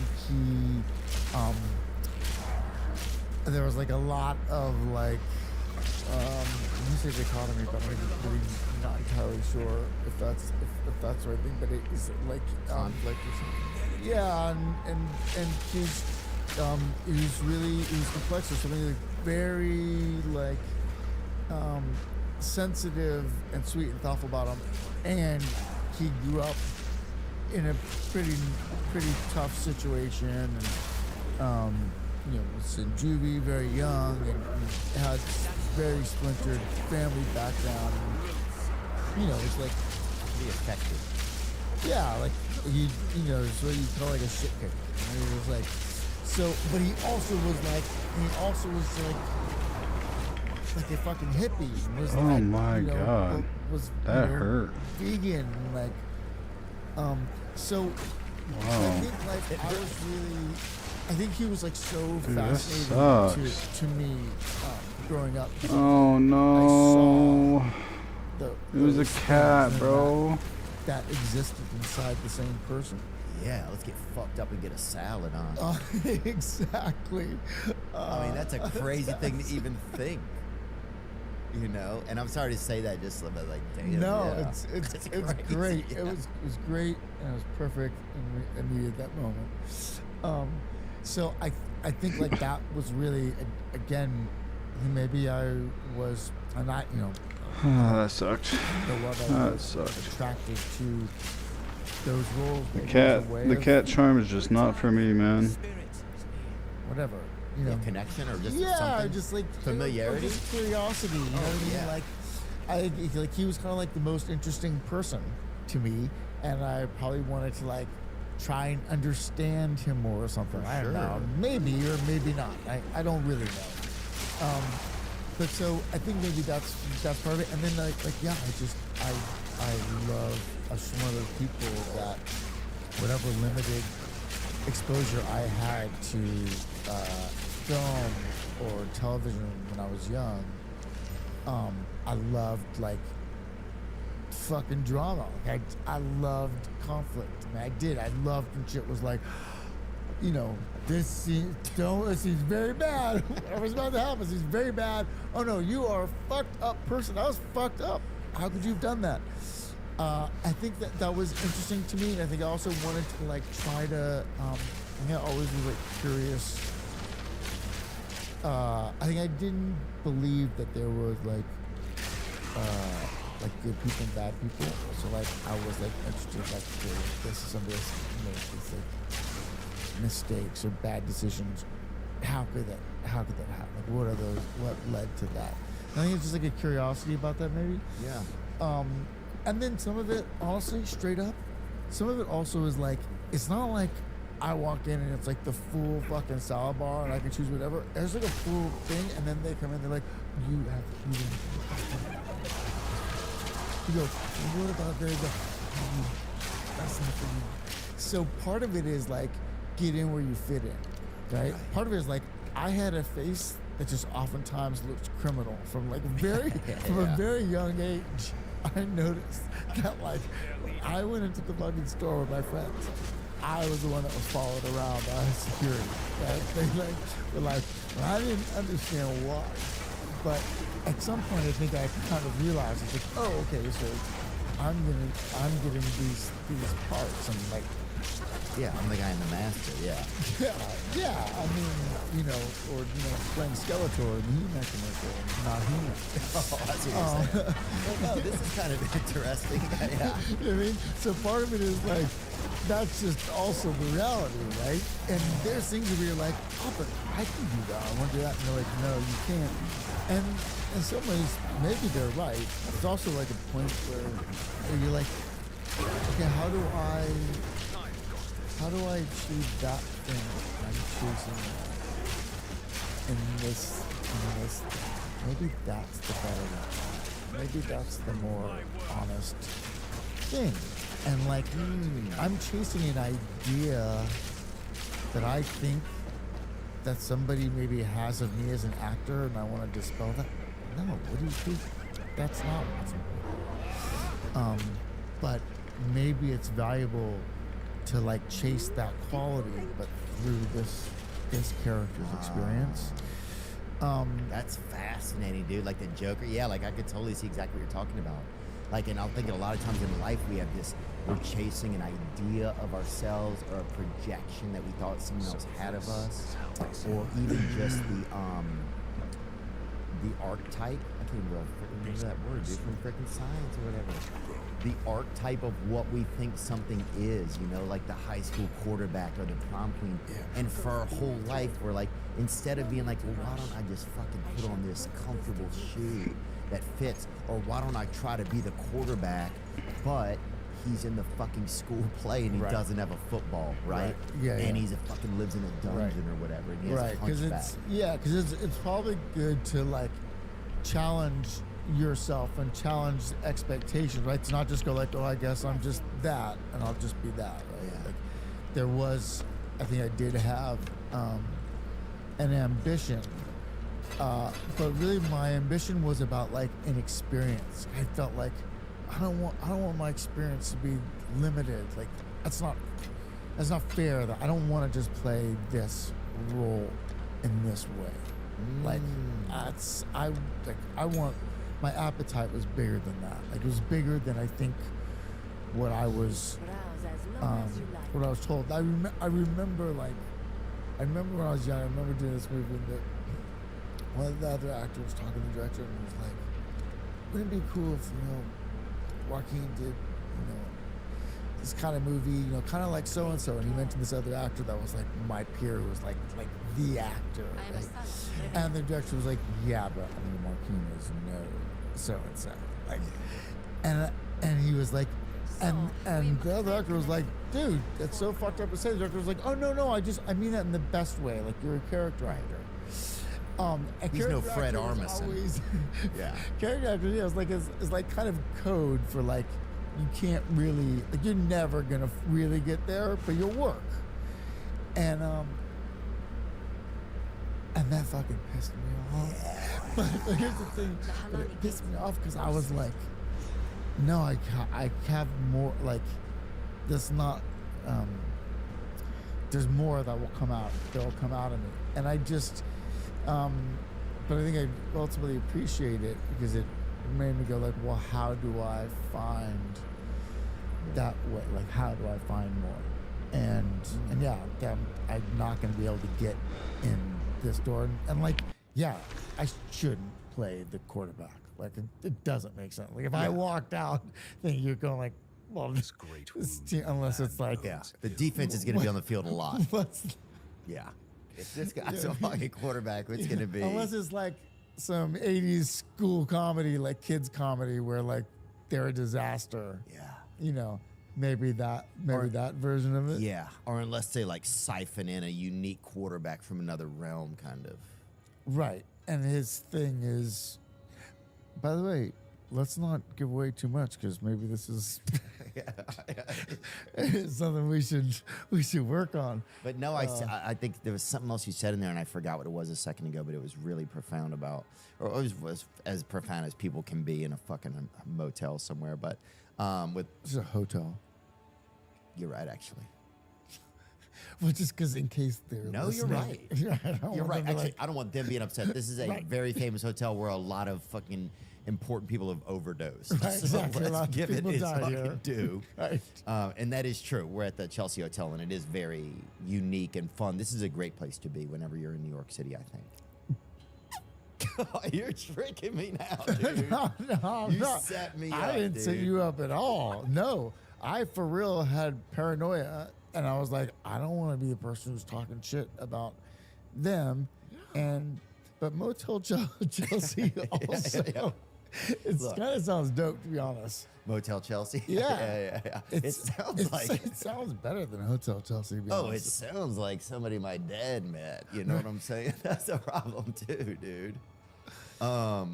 Sorry. So, anyways. No, it's all fun, but I think you said exactly what you wanted to say there, and I think it's interesting, yeah, because I think it pertains just even outside of acting is how can we do more? How can I find a way to apply myself to this thing? How do I adjust? What is a new way to do something?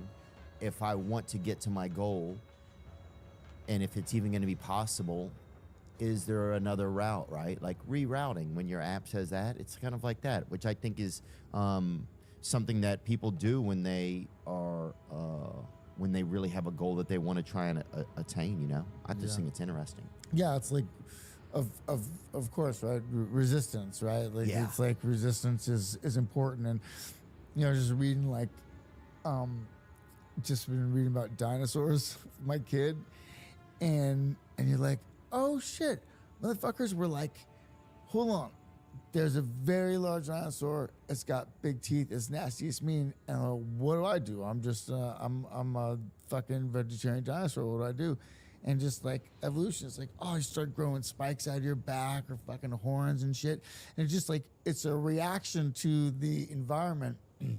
Those motherfuckers, it took millions of years to like react and to change and to evolve.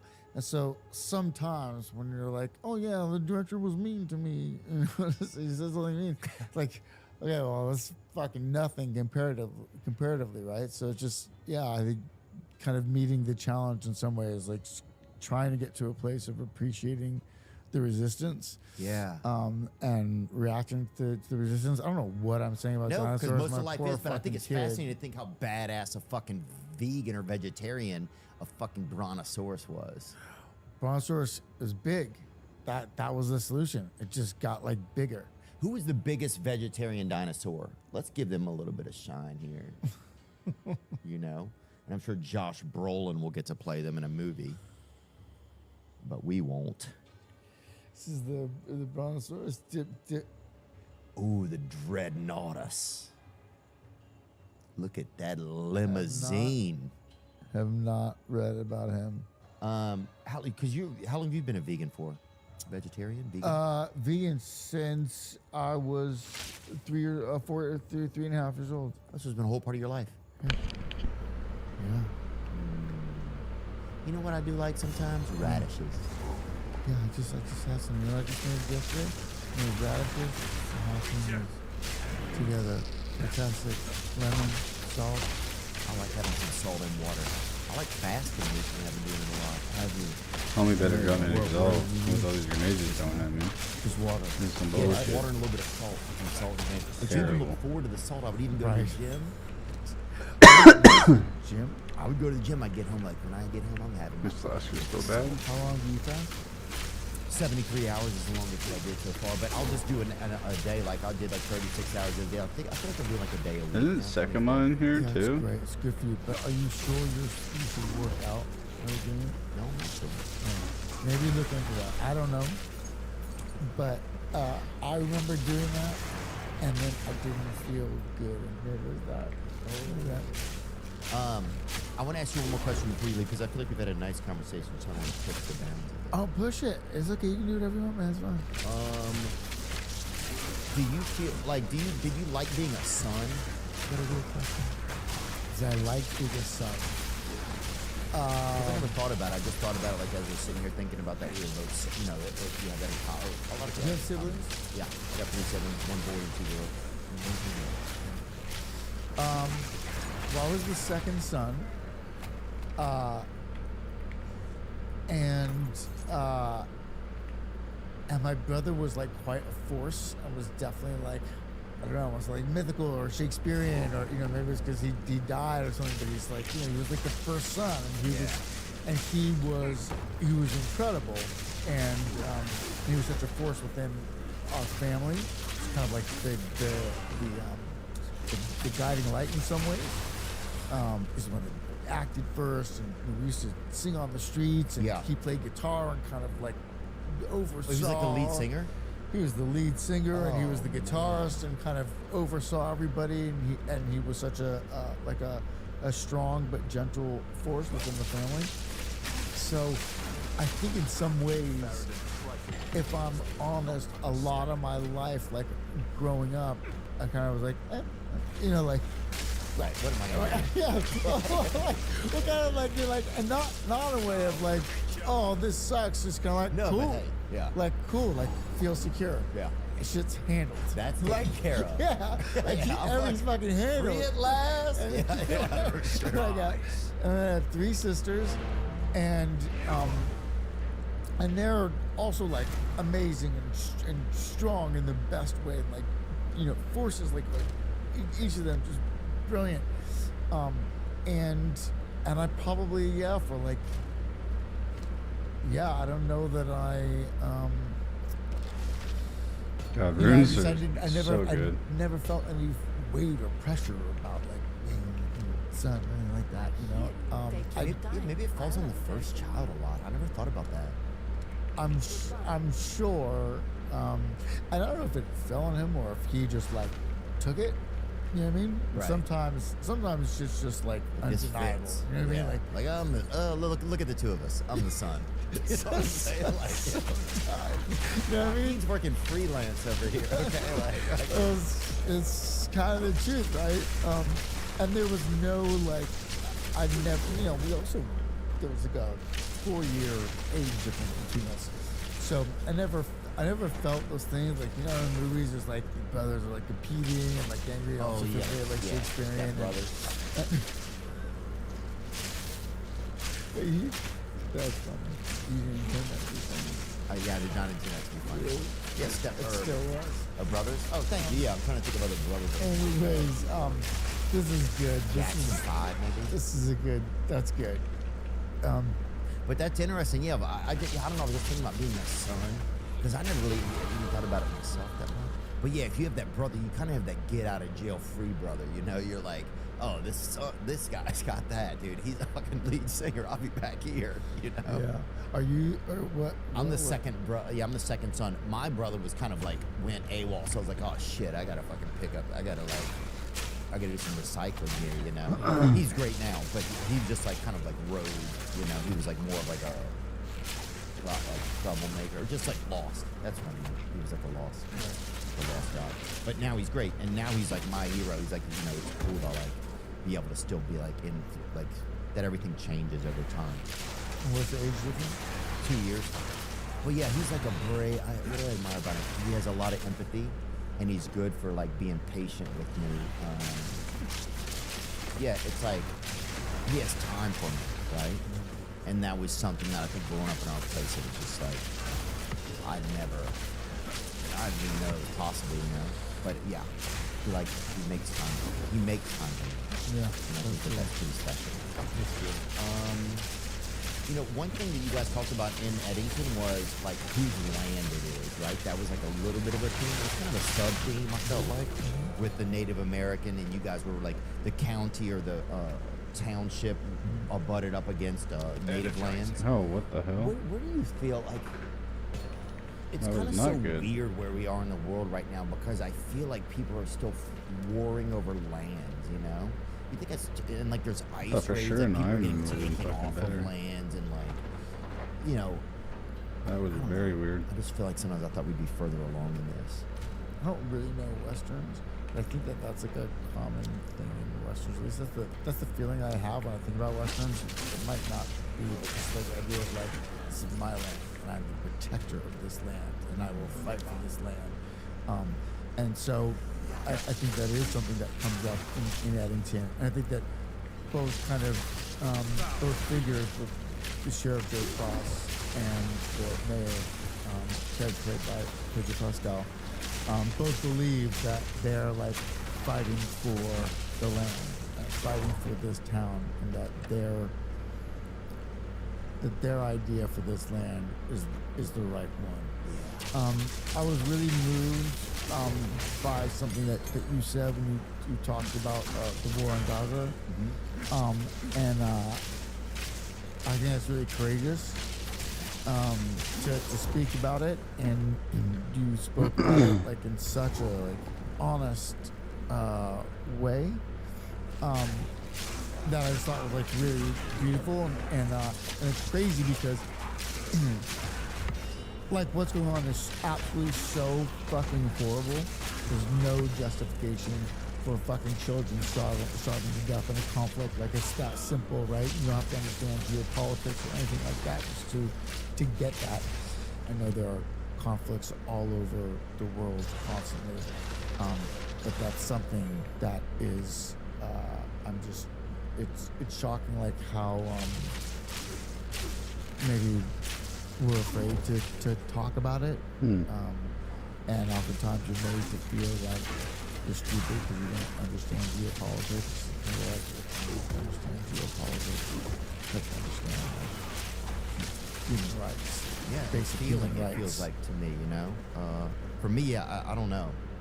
I don't care about. I don't know if I care about I mean, but it's hard to say I live This on is a probably where land the that's second kind of been one is. taken from other people. But here I am saying like about geopolitics. don't remember, and though. I understand that. But then at what point do you not say something? You know, like yeah. And we're in a time, and just like in Eddington, kind of like, and I'm not comparing like any of these two things, but people are watching things on their phones, and you can see for the first time some of this like travesty in real time, and it just fucking hurts, man. It's like, and then you're like, am I crazy for not saying anything? But then here we are on a land where, you know, people are living in allotments now, Native American allotments, and that sort of, you know. Yeah, and that's a great deal of pressure, and just also just you saying that makes me fucking feel like, you know, under pressure. So I go like, okay, yeah, what am I talking about? But I think sometimes not acknowledging it is wrong. Obviously, I don't have the fucking solution, but war always fucking sucks, right? A conflict sucks. But what's happening, it just is crazy to me. Just the food distribution that's happening now in Gaza. They said they're like hiding it from people, or that they're tricking people, or that they have to go so far to get it. It seems right. But why is it like? Why is it not the organizations that have typically overseen that and have, you know, half a century of experience or decades of experience in the different NGOs, and they're not the ones that are overseeing the food distribution? It's a new organization, the Gaza Humanitarian Foundation, and so that is just really troubling and heartbreaking. And so it just feels like, how do we not acknowledge that in some way? And I think that you did, and I don't know, like, when you did that, if you were like, that made you nervous doing it, or I think I felt scared. Yeah, well, I think that it was courageous, and it was meaningful, and I think it matters, and So you know, I'm straight up. I'm really here today because I was so moved by what you said, and just like the courage to do that.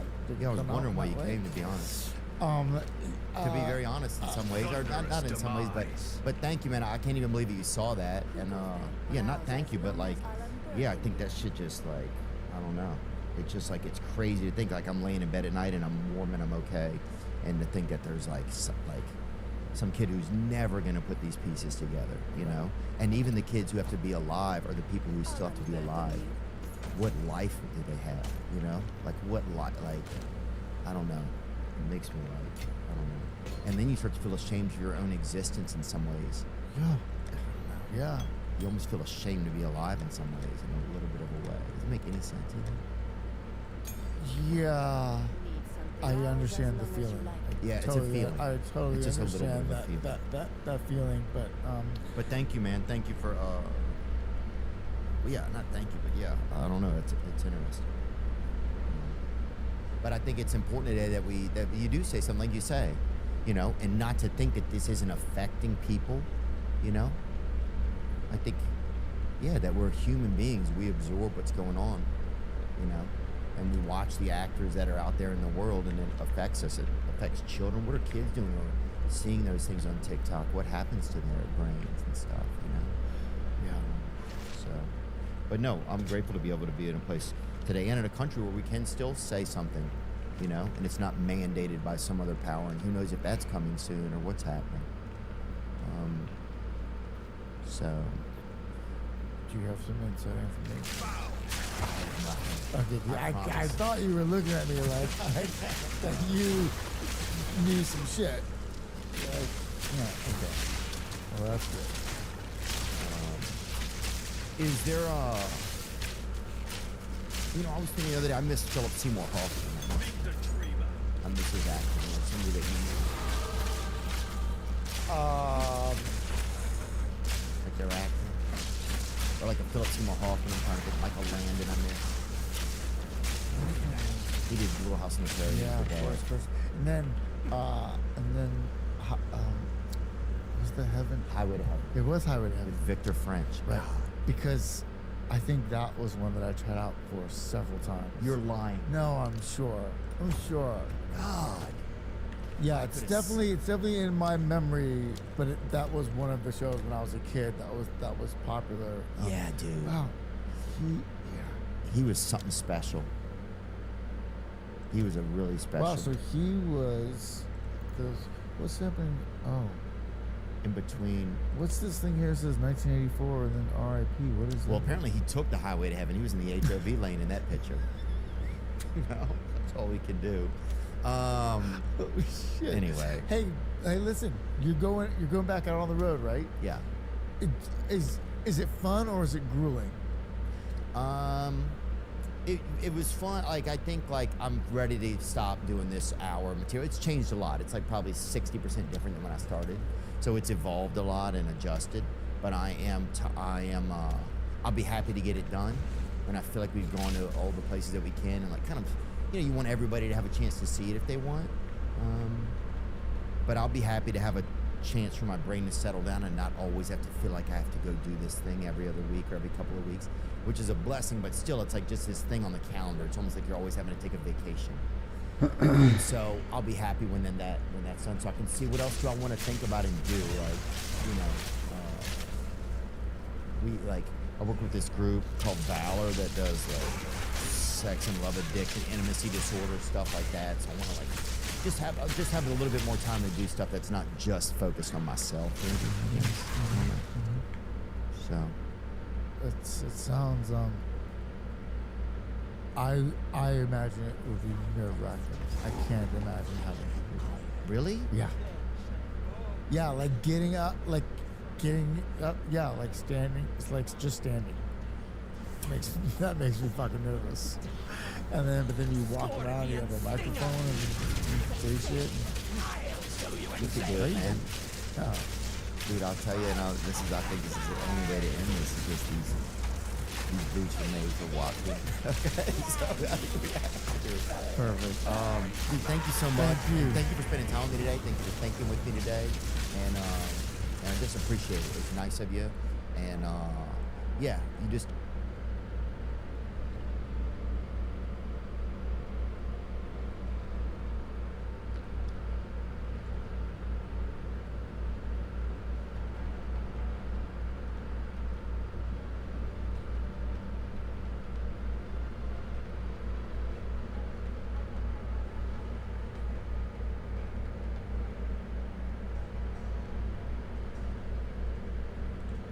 I have new tour dates to tell you about. I'll be in New Orleans, Louisiana. We're coming back over there.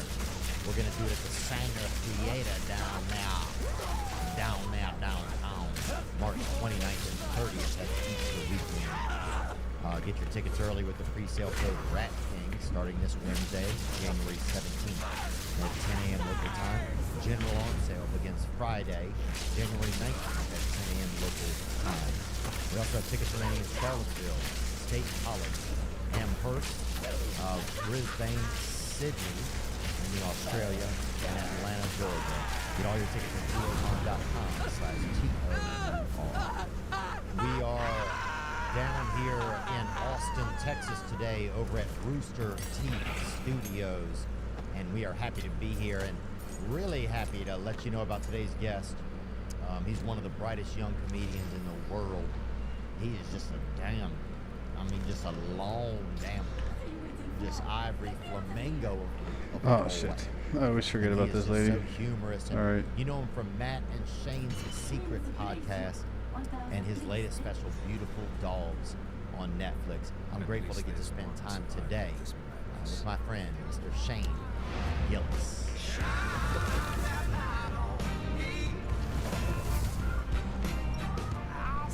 Hi, baby. What? Okay.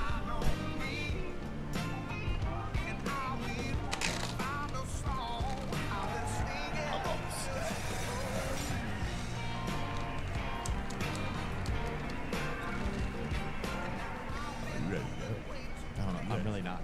The podcast, who gives a fuck? We can sit here and say nothing, and people will be like, unbelievable.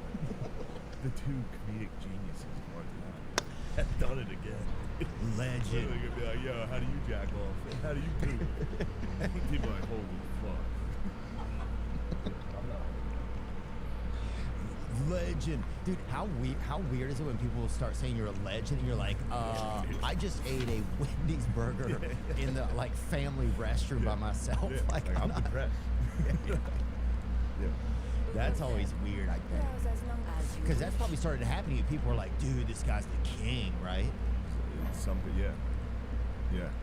For sure. A lot of I've heard stuff like that. Off-road Elvis, people call you that. Late Elvis, Vegas Elvis, fat, sweaty, dying Elvis. Yeah. That actually fires me up. I'll take that.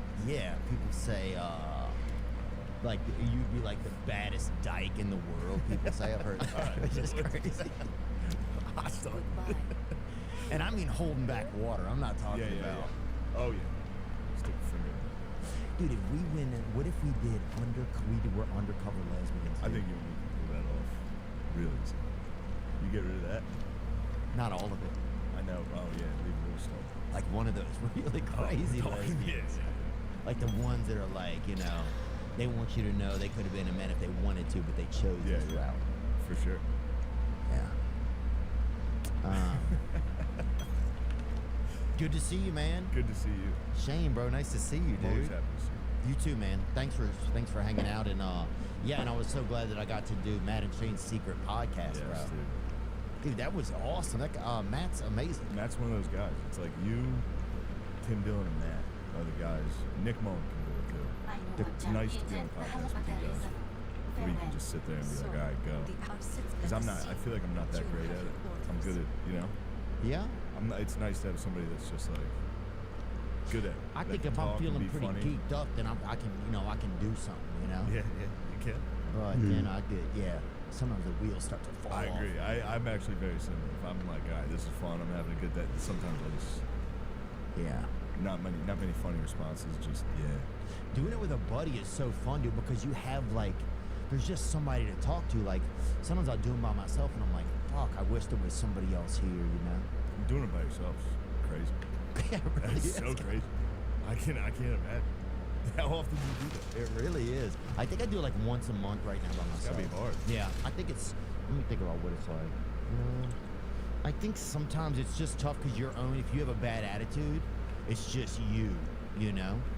I can't imagine. Yeah. If I felt bad, I would go on there and Just be like, hey, I feel bad. Yeah. But then you don't want to be every week like, hey, I feel like shit. I know. I've been in several months of that. Yeah. Every episode, I'm like, fuck, I'm over again. Yeah. God damn it, this is depressing. Yeah. Really? It makes you feel that? Like every time you show up, you're like, oh, I'm hungover, and so you start to notice a pattern you mean? Oh, yeah, for sure. Yeah. I drink too much. That's it. But I love it. I love it. I can't. There's no part of me that's like, all right, stop. Oh, It's yeah. just like, no, you got it. That's what you tell yourself. You got, nah, dude, you're fully in control. Nah, man, you're good. I'm just gonna grab a water real quick. Dude, one time we were drinking with my buddy, and he got into the Uber, right? And he just didn't get his, like, he had like real kind of heavy legs because his mom kind of had heavy legs, but she would wear tight pants, and you kind of couldn't tell. But if you were over there a lot, you knew that she kind of had really stocky legs. And but he was bringing his second leg into the Uber, and his sandal fell off, right? So then we had this place we were going, bro. He fucking shows up. Oh, no. Yeah, everybody was just like, he just seemed so much drunker than he was, you know? Yeah, It's crazy how losing you're losing one piece of footwear, and somebody's like, oh, that guy. Like a Yeah. lens of the glasses, one lens, you're fucking hammered. You're a crackhead now. Oh, yeah, that's insane, I feel like. Losing a glass is, you gotta really, yeah, your kids are like, no, yeah, your kids are like, we're gonna order pizza. Forever. It's pizza. Yeah. What was I looking at this morning that was making me laugh? It was, oh, do you see that thing with the mayor? Do you see that thing with the mayor of New York? No. Oh, dude. It's, oh yeah, this is it right here. Do you see this? So Eric Adams, he teaches, what was he saying? They're teaching kids how to... They're teaching parents how to search your kid's room to find guns and guns. Get it? You see this? You can look in the jewelry box. A jewelry box is just maybe a simple jewelry box, but if you look through it closely, you don't know They what had your this child music? may be hiding. For instance, a gun. That's from the Look state at of New picture York. frames The behind fucking them, government was like, cameras. make it Try to scary as tell you fuck. Hold on. Start it over. Why'd they do Yeah, this? the music is crazy. It's It's like scare the fuck out of these people.